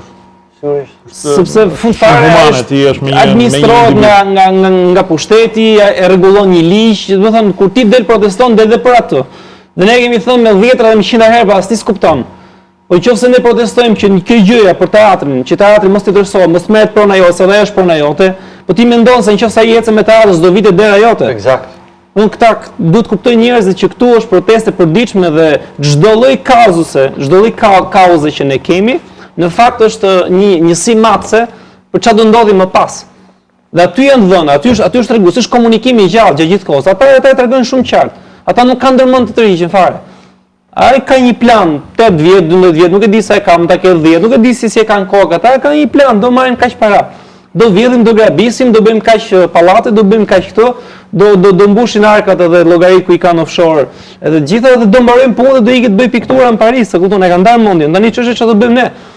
Do lëm Shqipërinë që tikit varroset apo do reagojnë? Tani kjo është. Okej. Gjësila, prania e partive politike aty e ka dëmtuar apo i ka dhënë krah protestës, se ka lënë të shuhet? Në fakt, të paktën sa herë që ka pasur protesta, prezenca politike shpeshherë komentohet si të pasurit krah dhe të iniciuarit apo personat cilët ndoshta mund të kenë më tepër orientim politik, dhe të paktën në tilla raste është pak e gabuar, sepse janë njerëz që ata presin t'ju vi dikush t'i mbështesi, pra në radhë të parë duan që të solidarizohen, siç ka vajtur Ervini me Aleancën Teatrit. Problemi partive, këta janë shumë të mirë, dhe jam dakord me këta. Sepse këta nuk e kanë një parti ndoshta ende, por nëse do ta kishin një emër partie, ndoshta mund të komentoheshin në të njëjtën formë. Çka do thotë që ajo se çfarë presin. Jo, problemi është se ato parti që shkojnë aty janë edhe me xhipa shumë të mëdhenj, sa i lëviz me biçikletë. Nuk kanë tjetër Tu është diferencë. Mirë, nuk e kisha në faktin në kontekstin që ajo se çfarë presin njerëzit është që t'i vi dikush. Pra, nëse partitë politike, të paktën PD-ja ka qenë për ditë me ta, kanë qenë përfaqësues të opozitës, po edhe të Lëvizjes Socialiste për Integrim, kanë qenë pranë tyre, Lulzim Basha ka qenë disa herë, po ashtu edhe Kryemadhi ka shkuar po ashtu. Merr ngjyresa politike për shkak të prezencës së tyre dhe kauzave dhe komenteve që ata bëjnë. Por qëllimi, pra çfarë kanë banorët, mbetet i njëjtë, pra nuk mbetet një qëllim politik në vetvete. Mund bëj ndërhyrje? Po. Për mua partitë politike, sidomos PD-ja, unë e ka humbur të ruan komplet, domethënë nuk e di nga rrotullohet, sepse kjo është çështje pastërtisht politike, që kërkon një zgjidhje për të gjithë individet që kanë këtë problem. Domethënë kjo është ne i vim mas monizmit dhe kjo dihet shumë që ishte lëvizje demografike, është një revanshi social. Një pedagog i Oxfordit, David Runciman, shkruan në një libër të tij, një se është sociolog, shkruan, një politikë e keqe rregullohet po nëpërmjet politikës. Domethënë, neve kemi filluar trembëng nga politika, ha? Dhe problemi është po se ata janë intimiduar se kanë bërë 100 zullume, kupton, edhe tani nuk di si të veprojnë, nuk di si të lëvizin. Dhe këtu kemi revansh social të tyre njerëzve që ishin përjashtuar, që kishin të problemin e pronës, kishin 100 siklete, edhe të zgjodhen për të vajtur një zonë më të zhvilluar. Domethënë është lëvizje demografike që ka ndodhur në pafund vende të botës. Tani këtu nuk mund trajtohet me 1 me 2 dhe kur ka proteste. Këtu duhet të gjetë një skem e cila të prodhoj zgjidhje konkrete, po të prodhoj dhe drejtësi, të prodhoj dhe frym. Dhe këtu një parti politike duhet të japi një program për të gjithë këta njerëz, dhe këta janë trup politik, këta nuk janë individ. Ky është trup politik, sepse këta kanë një ngjashmëri.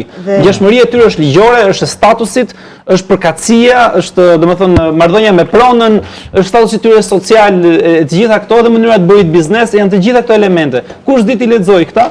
Sepse këta punojnë edhe rrin hanë me dhjamin që kanë nga ai mandati i kaluar. Këta duhet të ulen dhe të bëjnë një program, një zgjidhje për këto dhe ta ofrojnë në fund fare edhe në zgjedhje që vinë, për të pakën minimalisht. Për të qenë më konkret, duke menduar që PD-ja dhe LSI-ja që kanë qenë afër këtyre protestave çdo ditë, kanë mjete dhe mekanizma ligjor, kanë deputet në Parlamentin Shqiptar, kanë antar të Këshillit Bashkiak. Mua më duket skandaloze që ata bëjnë rolin e protestuesit rrugës, kur ata kanë mënyra dhe mjete që të bëjnë të mundur që kjo gjë mos ndodh. Çfarë të them, për shembull një gjë të vogël fare që është kaluar shumë në heshtje këto kohë. Prej disa kohësh është duke funksionuar Komisioni i Reformës Zgjedhore. Pse PD-ja që ju pre, më falë që po flas fjalë popullore, ju pre barku për shqiptarët, për abuzimet që bëjnë atyre, nuk influencon në këtë komision zgjedhor që ajo vazhdon, fshirazi, është prezent, pavarësisht se është bojkotuar parlamenti në total, nuk bën të mundur që të liberalizohen referendumet. Pse në Shqipëri është e pamundur të bësh referendume lokale? Pse Tirana, Durrësi, ku ka objekte të tilla publike? Do të duhet të hyjë dhe në ligjin për referendumin, se ne 50% popullsisë trupës votuese kemi ja. Që në kushtetut, që këta e kanë ndryshuar kushtetutën sa herë kanë dashur, e kanë aprovuar me referendum, por ndryshimet si bëjnë me referendum, sepse janë të djallëzuara për të ndonjë gjithmonë në pushtet, me lista të mbyllura, me të gjitha mënyrat, gjithë mekanizmi zgjedhor është bërë që ata të kenë një diktat, të bëjnë sikur mbrojnë shqiptarët, por në thellësi të kenë një bashkëpunim të paparë me njëri tjetrin.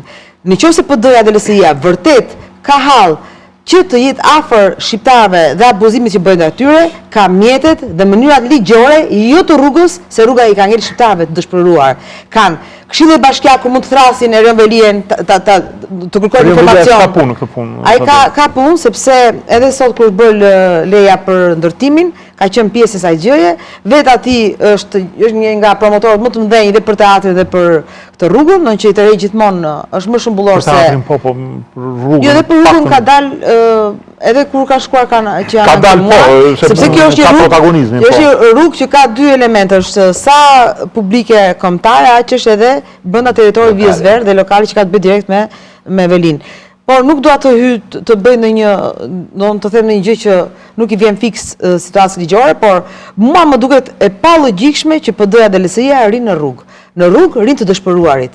Ata kanë mjete dhe hapësira dhe mënyra të bëjnë të mundur në parlament të shkojnë në parlament, mos bëjnë siç e bën për teatrin që ditën që të votohej u zhdukur mbajtën në Vlorë gjëja për një sesion kundër krimit. Ndërkohë që duan ta mbajnë mirë me të gjithë oligarkët, që edhe ky është bërë një term shumë i përdorur, po ashtu janë vërtet. Ose tani për rastin e Unazës, nuk bëjnë mbrojtje ligjore, të bëjnë këshillim falas, të çojnë Komitetin Shqiptar të Helsinkit, të shkojnë të amplifikojnë situatën që kanë zgjedhur vetë ata dhe jo vetëm kaq. Por një nga rrugët, sepse është cinike, një nga rrugët që po prishet aty, ka emrin e babait të avokatës së popullit të Shqipërisë. Një nga rrugët që po priket aty. Mirë, do t'ja bëjnë më të madhe. Dhe të mendosh që 50 persona paguhen nga avokati i popullit me 1 milion lekë rrogë në muaj, 37 paguhen nga komisioneri të drejtës informimit dhe i konsultimit publik, dhe asnjë nuk lëviz që e pikun që këtyre shqiptarëve t'ju ri pranë, t'ju qep letra të paktën, ose Komiteti Shqiptar i Helsinkit, ose të gjithë institucionet që mbrojnë drejtat e njerëzit, nuk ndjehen? Okej. Mentor, shkurt sepse më duhet kalojnë reklama. Në vijim të asaj që thot Bresida, jam plotësisht dakord dhe dua ta çoj pak më tej si ide.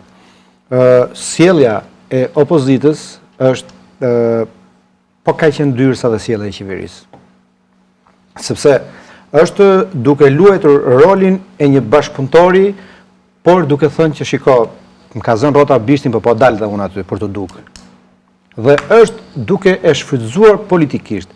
Opozita nuk po bën as përpjekjen më elementare për të detyruar qeverinë që të dëmshpërblej shtëpitë atyre hallëxhinjve. Por, po tund me të madhe kartën duke u thënë ja si ju vjedh qeveria, votojni pra po deshëm. Këtë punë e morën vesh. Në mënyrë që nesër Po më tha që kanë vjedhur përpara. Në mënyrë që nesër kur të vinë zgjedhjet, qëllimi i opozitës është thjesht që të marrë vota në emër të këtyre hallëxhive dhe jo të shpëtoj shtëpitë këtyre, sepse realisht nuk po bën asnjë përpjekje. Më e pakta që mund të bënte ishte në emër të këtyre njerëzve, edhe 5, jo 500, po edhe 5 familje që do dalin nesër të flenë me çadër plasmasi në rrugë, është të japim fund bojkotit parlamentit dhe do shkojmë atje në parlament dhe nuk do flasim për asnjë gjë tjetër. Për asnjë gjë tjetër. Do flasim vetëm për shtëpitë e këtyre njerëzve që të kuptohesh që seriozisht këta ishin të shqetësuar. Por që të dali Flamur Noka, të bëj si protestues vetëm se nuk i vë gomës flakën, kjo është e pa precedent. Okej. Sepse njerëzit s'kanë votuar për të bërë atë gjë, kanë votuar për tjetër gjë. Nuk po ta pres fjalën përse sharve Flamur Nokën, po më duhet kalojmë publicitet. Dhe Publicitet. mora si rast, sa i më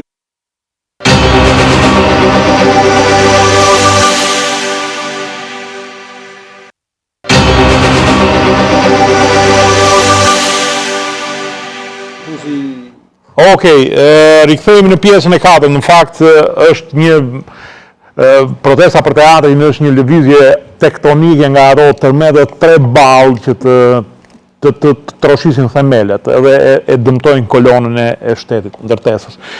Neritan, ka marrë fund puna e teatrit, nuk do shëmbet sepse nga ana ligjore u miratua ligji. Në këndvështrimin tim ka marrë fund, nuk shëmbet teatri. Në këndvështrimin tim. Pse? Është miratua Ka ligji? morë shumë të rëndë. Një ditë mund vim fadromat aty. Ja, s'vin. Jam i bindur.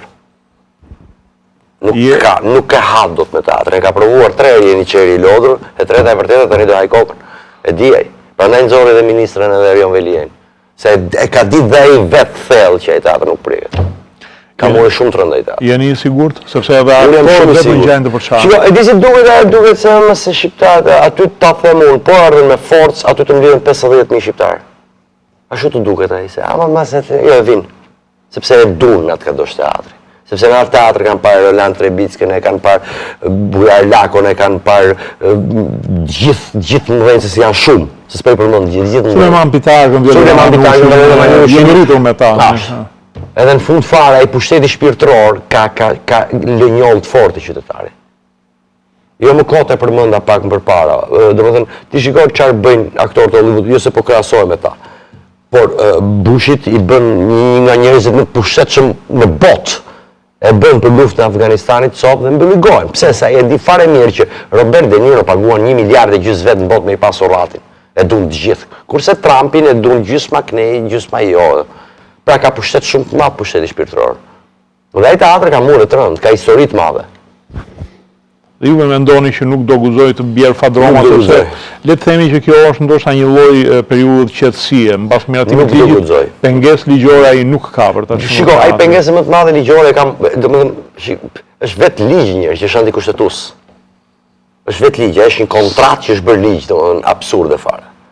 Nuk është ligj, ai është një kontratë pune e kthyer në ligj. Domethënë vetëm kjo çudi e 74 votave të këtij, këta janë çudi e madhe këta deputetët, dhe mund vjen keq që kanë nga ata që kanë mbrojtur teatrin aty. Emra si bashkimi është ka përcyer përçarja midis aktorëve apo jo? S'ka rëndësi.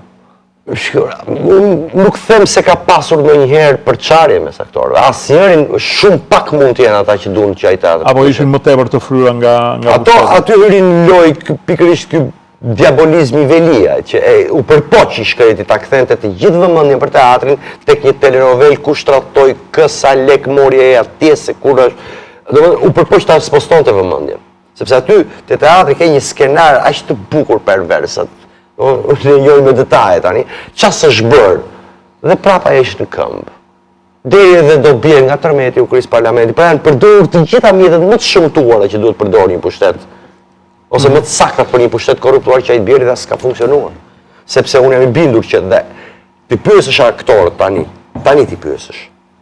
Një për një, mund të dalin vetëm 5 mjeran që duan që ai të prishet. Mjeran. nga halli. Jo, mjeran, se janë mjeran këtu dhe këtu, se s'kanë qenë asnjëherë faktor në teatr prandaj. Do të prishet, se jam un faktor ditë. Kurse pjesa ndërmuese të gjithë duan në teatr. Sepse në fund fare, aty jemi rritur, unë u bëra 30 vjet. Dhe nuk ka gjë më bukur se ai teatr. Ky zotëria e quan Baner Ashur, jo mos mban dikush tjetër Ashur, se ai ishte Aty futesh dhe dashurohesh. Hajde puno një javë në atë skenë dhe s'do të hiket më kurrë. Është magjia i vend. Ervin, ti Se na thonë që jeni emocional, sepse kemi më falë se du ta them dhe se ka ca deputet të lodhur aty që thonë se janë emocionale, se ku e gjejnë ata që s'duhet jetë emocional njeriu në tilla gjëra. Emocioni është e vetmja gjë që na dallon nga kafsha. Pa diskutim. Nuk është vetëm mendim. Të del Taulan Balla, thotë se aktorët janë emocional, se Taulan Balla po. A kuptoti? Taulan Balla me gjithë fisin s'ka lexuar sa gjysmë librave që ka lexuar djali im i madh. Të thotë se janë emocional. Ervin, ti e shikon si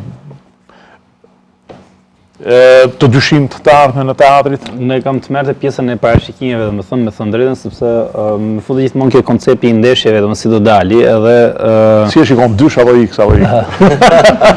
Edhe e kam shumë problem në kuptimin e kësaj. Dhe basi fundit që do bëjmë lojë atë. Gjithë them vetëm një gjë, fakti është që ne kemi një çmendur në pushtet, domethënë nuk është vetëm thjesht atje, por është edhe njëri i çmendur sepse edhe vjedhja ka një orientim.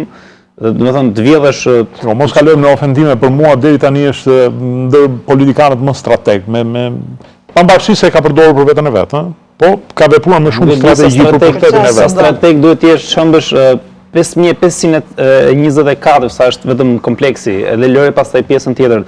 Teatri kombëtar në mes Tiranës, dhe të fuzësh 6 shkolla, kështu hapur fare, të bësh një ligj special për këtë gjë, edhe të bësh manovrat më skandaloze, të shohësh shifrat që janë aty, domethënë është një vjedhje, nuk di çfarë të them. Nëse kjo është strategji, okay, dakor, në rregull. Mua nuk më duket shumë strategji. Për mua strategjia s'ka lidhje me këto masë. Kryeministri ka pse merret fare me këtë gjëri, çfarë strategu është ai. Një kryeminist duhet merret me menaxhimin politik, me anë kornizë shtetit, s'ka punë të merret me këtë gjë. Kështu duhet, po te neve luftojmë vetëm për pushtetin. Nëse ai është strateg politikanët. Nëse ai një vetë strateg, nuk e di, me thënë drejtën nuk ma ha mendja që është strategu. Është muhabet i gjatë, kalojmë nga personalia. Unë e kisha problemi jo se është personale fare, personale ai është kryeminist. Jo, nga personalia me të si individu. Unë fola si politikan. Ka një lloj strategjie që e ka çuar deri këtu ku është, ka eliminuar kundërshtarët e vet brenda partisë, kundërshtarët jashtë partisë, i ka neutralizuar dhe sot është një rast i rrallë që ka marrë pushtetin, e mori si e mori, po është i vetëm. Për herë të parë në historinë e pluralizmit shqiptar e ka i vetëm pushtetin. Ai nuk po bën asgjë ndryshe përveç se ç'bën Trumpi, përveç se ç'bën Erdogani, përveç se ç'bën Orbani, përveç se ç'bën të gjithë këta. Është populist, është absolutisht të njëjtën skem, po ta shikosh një gjë. Atje kemi fake news që kanë nxjerrë shpifin. Absolutisht, më është një nga skem dhe janë gjëra që vijnë nga larg. Unë jam shumë i sigurt që këtu ka njerëz atje që punojnë, shikojnë modele dhe fillojnë adaptojnë. Vetëm idiotët mund mendojnë që punon pa staf nga mbrapa. Pa diskutim dhe këtu jemi një situatë ku ai shfrytëzon një lodhje 30 vjeçare të Shqipërisë, ku është vjedhur, është masakruar komplet. Sigurisht kemi një shoqëri civile që e kemi për tokë, ka grupe caktuara, shtresa caktuara që janë kemi demonizuar neve vetë. Me si shumë të lodhura, por shoqëria është shumë e lodhur në tërsinë e vet, ka ardhur këtu tani. Në Shqipëri është pak a shumë si një femër e keq trajtuar që e kanë marrë gjithë nga i çikri, ka rënë këtij dorë, kjo është më i dhunshmi tani dhe po i bie sa fuqi ka. Dhe është një situatë ku thjesht po tregon të agresivitet në vet për të marrë maksimumin sa është në pushtet. Dhe është vetëm kaq fabula. Unë nuk mendoj që kemi të bëjmë me një politikan, nuk mendoj se është politikan, sepse një politikan është arti i qeverisurit, është shumë e lartë. Okej, mendojnë që do të shkojnë në fund teatrit? Unë mendoj që i qëndroj asaj që kemi të bëjmë me njëri i cili është në ankthin e viteve të vet që ka parashikuar për të ndejtë dhe ka ca llogari në kokë dhe rreziku është shumë i madh, me thënë drejtë. Unë e pranoj që rreziku është shumë i madh, por është ajo që thotë Neritani, që rezistenca është shumë e fortë. Rezistenca është shumë e fortë, ne kemi heqë 10 muaj nga jeta jonë dhe po rrim për ditë atje dhe as mos ta mendoj njëri që 10 muaj që unë i kam harxuar jetës time do iki do dal kollaqe atje. Që do thotë ne do mbyllemi brenda dhe ajo godin do uzurpohet, do mbahet ashtu deri kur Rama të heqë dorë ose të ikë fare nga pushteti. Ka vetëm këto dy rrugë, ose të heqë dorë nga teatri, ose të ikë fare nga pushteti. Dhe ne nuk e lëshojmë atë. Ndërsa ne kemi dalë për zot asaj, ne do bëjmë çmos edhe fizikisht që ta mbrojmë atë. Kjo është gjëja që është i bindur që çeregu i shqiptar domethënë tash këtyre kush ja u jep lekët thonë. Le t'i gjejmë atë. Ndërkohë që vini fliste unë po mendoj një gjë tjetër. Jo më larg se para ca ditësh pash një intervistë të një kryeministri, një kryeministri i Shqipërisë, që thoshte se Shqipëria është një vend i paqes. Dhe unë mendoj që kjo është një gjë që duhet të trajtohet. të plot Personalisht jam njeri që besoj të idealizmi, ishte thjesht një batut. e protestave të famshme të Ukrainës. Dhe ishte, padyshim, është rinia ajo që përbën zemrën e një shoqërie. Dhe kur mendon, nuk ka rëndësi, teatri, unë mendoj që pra të rrugën që për cilën folëm gjithani, njerëzit nuk duhet të ishin protest se po prishin dyqanet dhe shtëpitë, po duhet të ishin protest në fundit Vjedhin. për të kërkuar llogari, pse duhen 2 miliard euro rrugë me koncesione tani? Vërtet ka kaq shumë nevojë vendi për këto rrugë, kur njerëzit po ikin dhe pyetja është, pas 20 vjetësh kush dreqin do ecin në këto rrugë?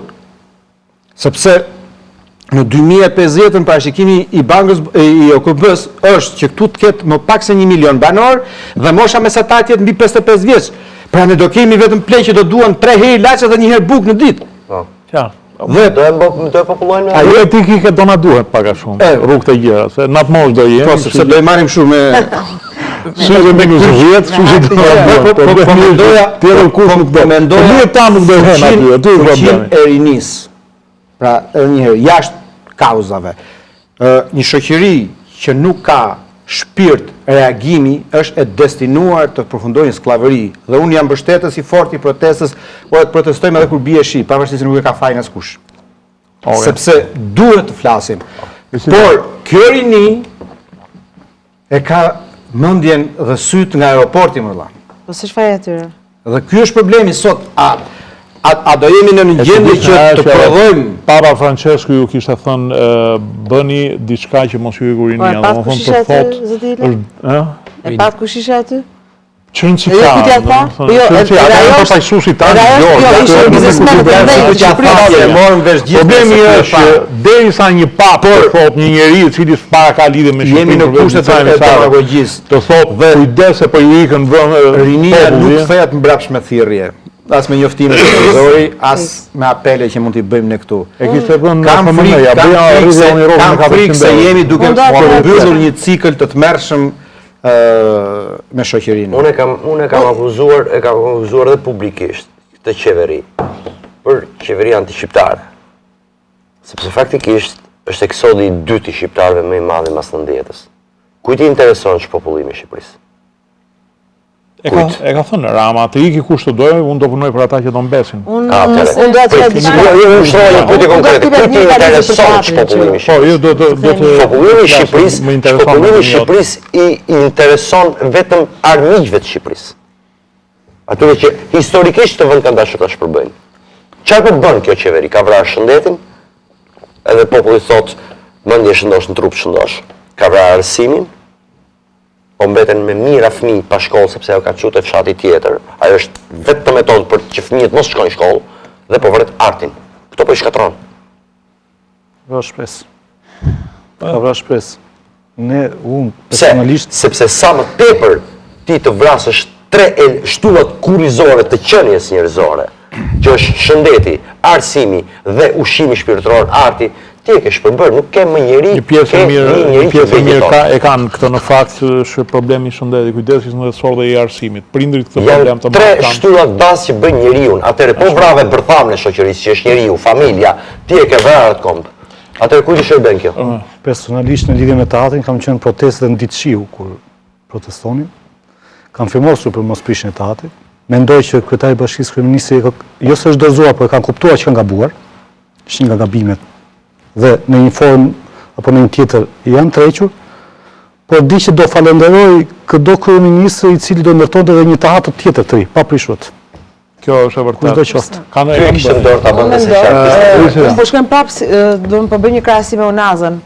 Është skandaloze psikoza që ka ky kryeministër, që mbrapa një petku publik fshe interesat ndaja private.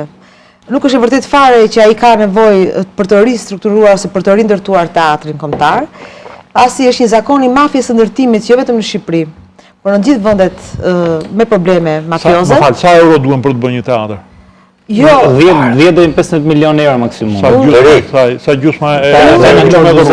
Sa 1 kilometër rrugë me standardet e reja. Vetëm për të dhënë një shifër, patjetër, vetëm për të dhënë një shifër, Maqedonët e bën atë që u prish 14 i 68-s, e bën komplet siç ishte, me gjithë vlerën e trullit ku dhe u vodh nga politikanët, ka vajt 26 milionë euro, me gjithë trull, me gjithë që e mbjedhur. Unë do të diçka, është zakon dhe teorem e njohur kjo që lëhet të degradoj, lëhet të amortizohet dhe pastaj u amortizua.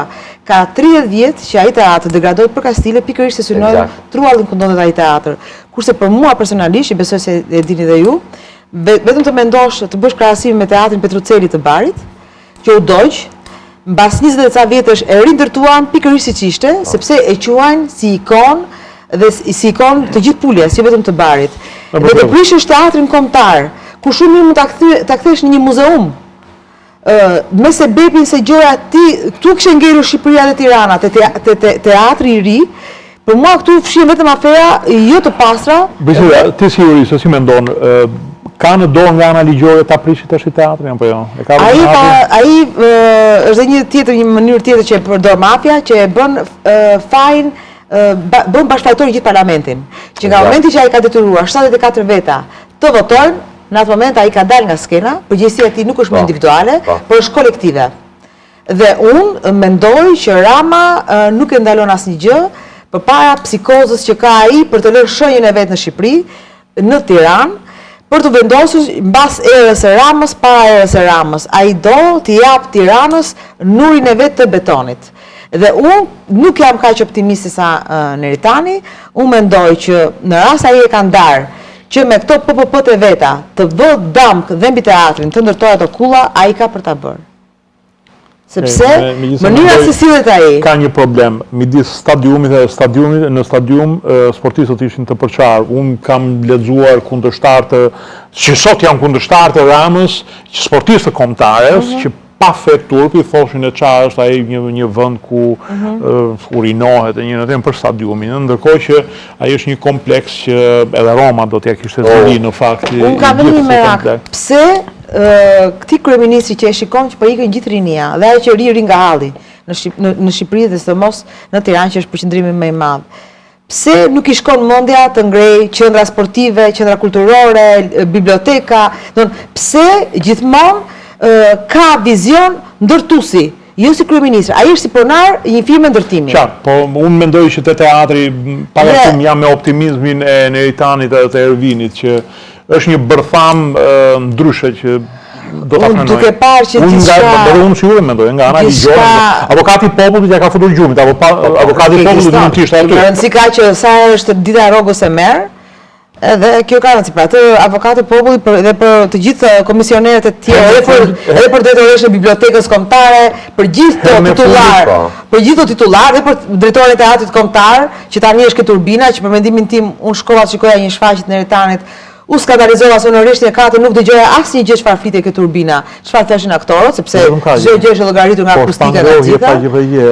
Duhet shkosh. Jo, s'kisha asnjë asgjë, do unë të flasim gjëra të hapur, por ne përse ka show Xixat edhe Nami Zi, por unë mendoj që vërtet jemi në një pikë kritike ku duhet ketë një reagim shoqëror dhe sidomos intelektual, që është faktori që i mungon më shumë këtij vendi, intelektuali. Nuk po flas rroktari, po flas intelektuali mirëfillt. Ka, po problemi është që... Puna është që në rast se një intelektual e lidh ekzistencën e vet me çapën e bukës dhe me rrogën e muajit, nuk është më intelektual. E mbaj mend Ramën kur thoshte ju bëj thyrje atyre që janë në bukë të qeverisë, kur ishte kryetar bashkie në protestat e 21 janarit, sepse ka psikologjinë e bukës, e ka rrjedhën të buka e gojës. Duhet ja ka vënë çengeli tani edhe. Unë diçka në lidhje me pyetjen. Dhe unë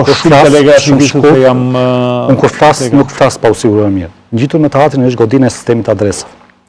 Në lëvizjen e fundit, gjendja civile sistemi adresave. Në lëvizjen e fundit kanë dhënë 10 milionë euro. Ne nuk kemi sistem adresash, u ka thandisur me ca letra të ngjitura në përdyrat e shtëpisë, që me atë shumë do ishin pllaka bronzi me numër. Kurse godina e teatrit është një godinë me pak trajtim, nuk merr lek, prodhon lek. Sa do lek? Prodhon lek. Vërtet. Të thënë dy kuriozitete që godina e teatrit në guida turistike është akoma në website-in e Bashkisë, tek guida turistike e Tiranës, edhe vinë, më thonë, agjencitë dhe i tregojnë turistëve si ka qenë Tirana para, po themi, 80 kusur vjetësh, edhe, më thonë, është atraksioni turistik, më thonë, ajo i sjelltarëve, ose në fund fare kur ti je si turist çfarë i tregosh? Ka një kuriozitet tjetër ku në një botim të ambasadës italiane që tregonte se si ishte projektuar Tirana dhe ishte një qytet kryevepër, për atë që thonë që është e përkohshme, jo, s'është e vërtet teatri ka qenë ishte një ndër pikat e referimit të Tiranës të re që do bëhej, e cila fatkeqësisht nuk u bë sepse ra fashizmi. Është dhe kuriozitet tjetër në fakt që unë kam thënë, edhe nuk e thonë, si teatri kombëtar i Tiranës janë 100 copë gjithsej në gjithë botën. 99 të tjera janë zhdukur për rrethana që ky është i vetmi, ky ka dhe vlerë arkitekturore, botrore, teknologjinë e ndërtimit. Si ky ka qenë në Afrikë, ka pasur në shumë vende të botës. Ky është i vetmi që ekziston, i ndërtuar nga fakti që ndërhyri edhe Europa, po jo, ai drejtori galerisë së Firencës që kanë reaguar shumë, unë isha unë them që çdo ditë është një ditë optimizmi, se çfarë isha çik shumë, po duke njohur ambicien prej betonieri që ka Rama, e thash atë gjë, po çdo ditë që jeton teatri është një ditë shpresë. Dhe fundit është, do të thënë, kauze po ndërkombëtarizohet. Unë isha në Vjenë një takim që u bë për teatrin dhe themi se kemi një kontakte të mira, një network të mirë për teatrin dhe besoj se do ketë një reagim edhe nga komuniteti artistik në Europë. Të paktën në Vjenë ka marrë angazhim edhe Instituti i Studimeve Teatrore në Vjenë, janë dhe Volkstheater që është teatri i dytë më i rëndësishëm i Vjenës, që ka marrë angazhim shumë serioz për të reaguar, dhe shoqata e arkitektëve në fakt në Vjenë. Ata kanë një protestë çdo të njëjtë që protestojnë për zhvillimet në Vjenë dhe ata kanë probleme PPP-t, imagjinon në Vjenë, dhe më shpjegonin edhe se si funksionon kjo gjëja. I thash, më thënë, mos ta krahasoni ama, se vetëm kjo është një slogan i neveritshëm, Tirana si Vjena, kur Vjena del çdo vit vendi i parë në botë për cilësinë e jetës. Edhe Tirana është, nuk e di, me çata krahasosh si u bin qafë vendeve tjera. Okej, unë ju falenderoj. Gjensila, të kërkoj ndjes që nuk të drejtova pyetjen në pjesën e 4, por efekti i kohë. Por të falenderoj që ishe sot me mua. Falenderoj Mentor Kikin, faleminderit Brizita Gjikondin, Neritan Liçaj, Romeo Nazarko, i treti Nazarko e prezent për panele, dhe Ervin Gocin që ishe sot me mua. Unë jam në pjesën teknike, kështu që. Je gjatë ose je gjithë me ta? Po, Nazarko një fis është. Një fis, okej. Ju falenderoj dhe juve që ishit sot me neve, bashkë do shihim të mërkurën e ardhshme, e cila është në 28 nëntor. Do flasim për drithijet e formimit të shtetit shqiptar me një panel historianësh, ku do përpiqemi të jemi një çike edhe kundër arrymës. Nuk do jetë një seminar ku do bëjmë vetëm hosanara për shpallësit e pavarësisë, po do themi dhe anët e errta dhe peripecitë ku kaloi shteti shqiptar për t'u formuar. Faleminderit që ishit me mua sot, natën e mirë, shihemi të mërkurën e ardhshme.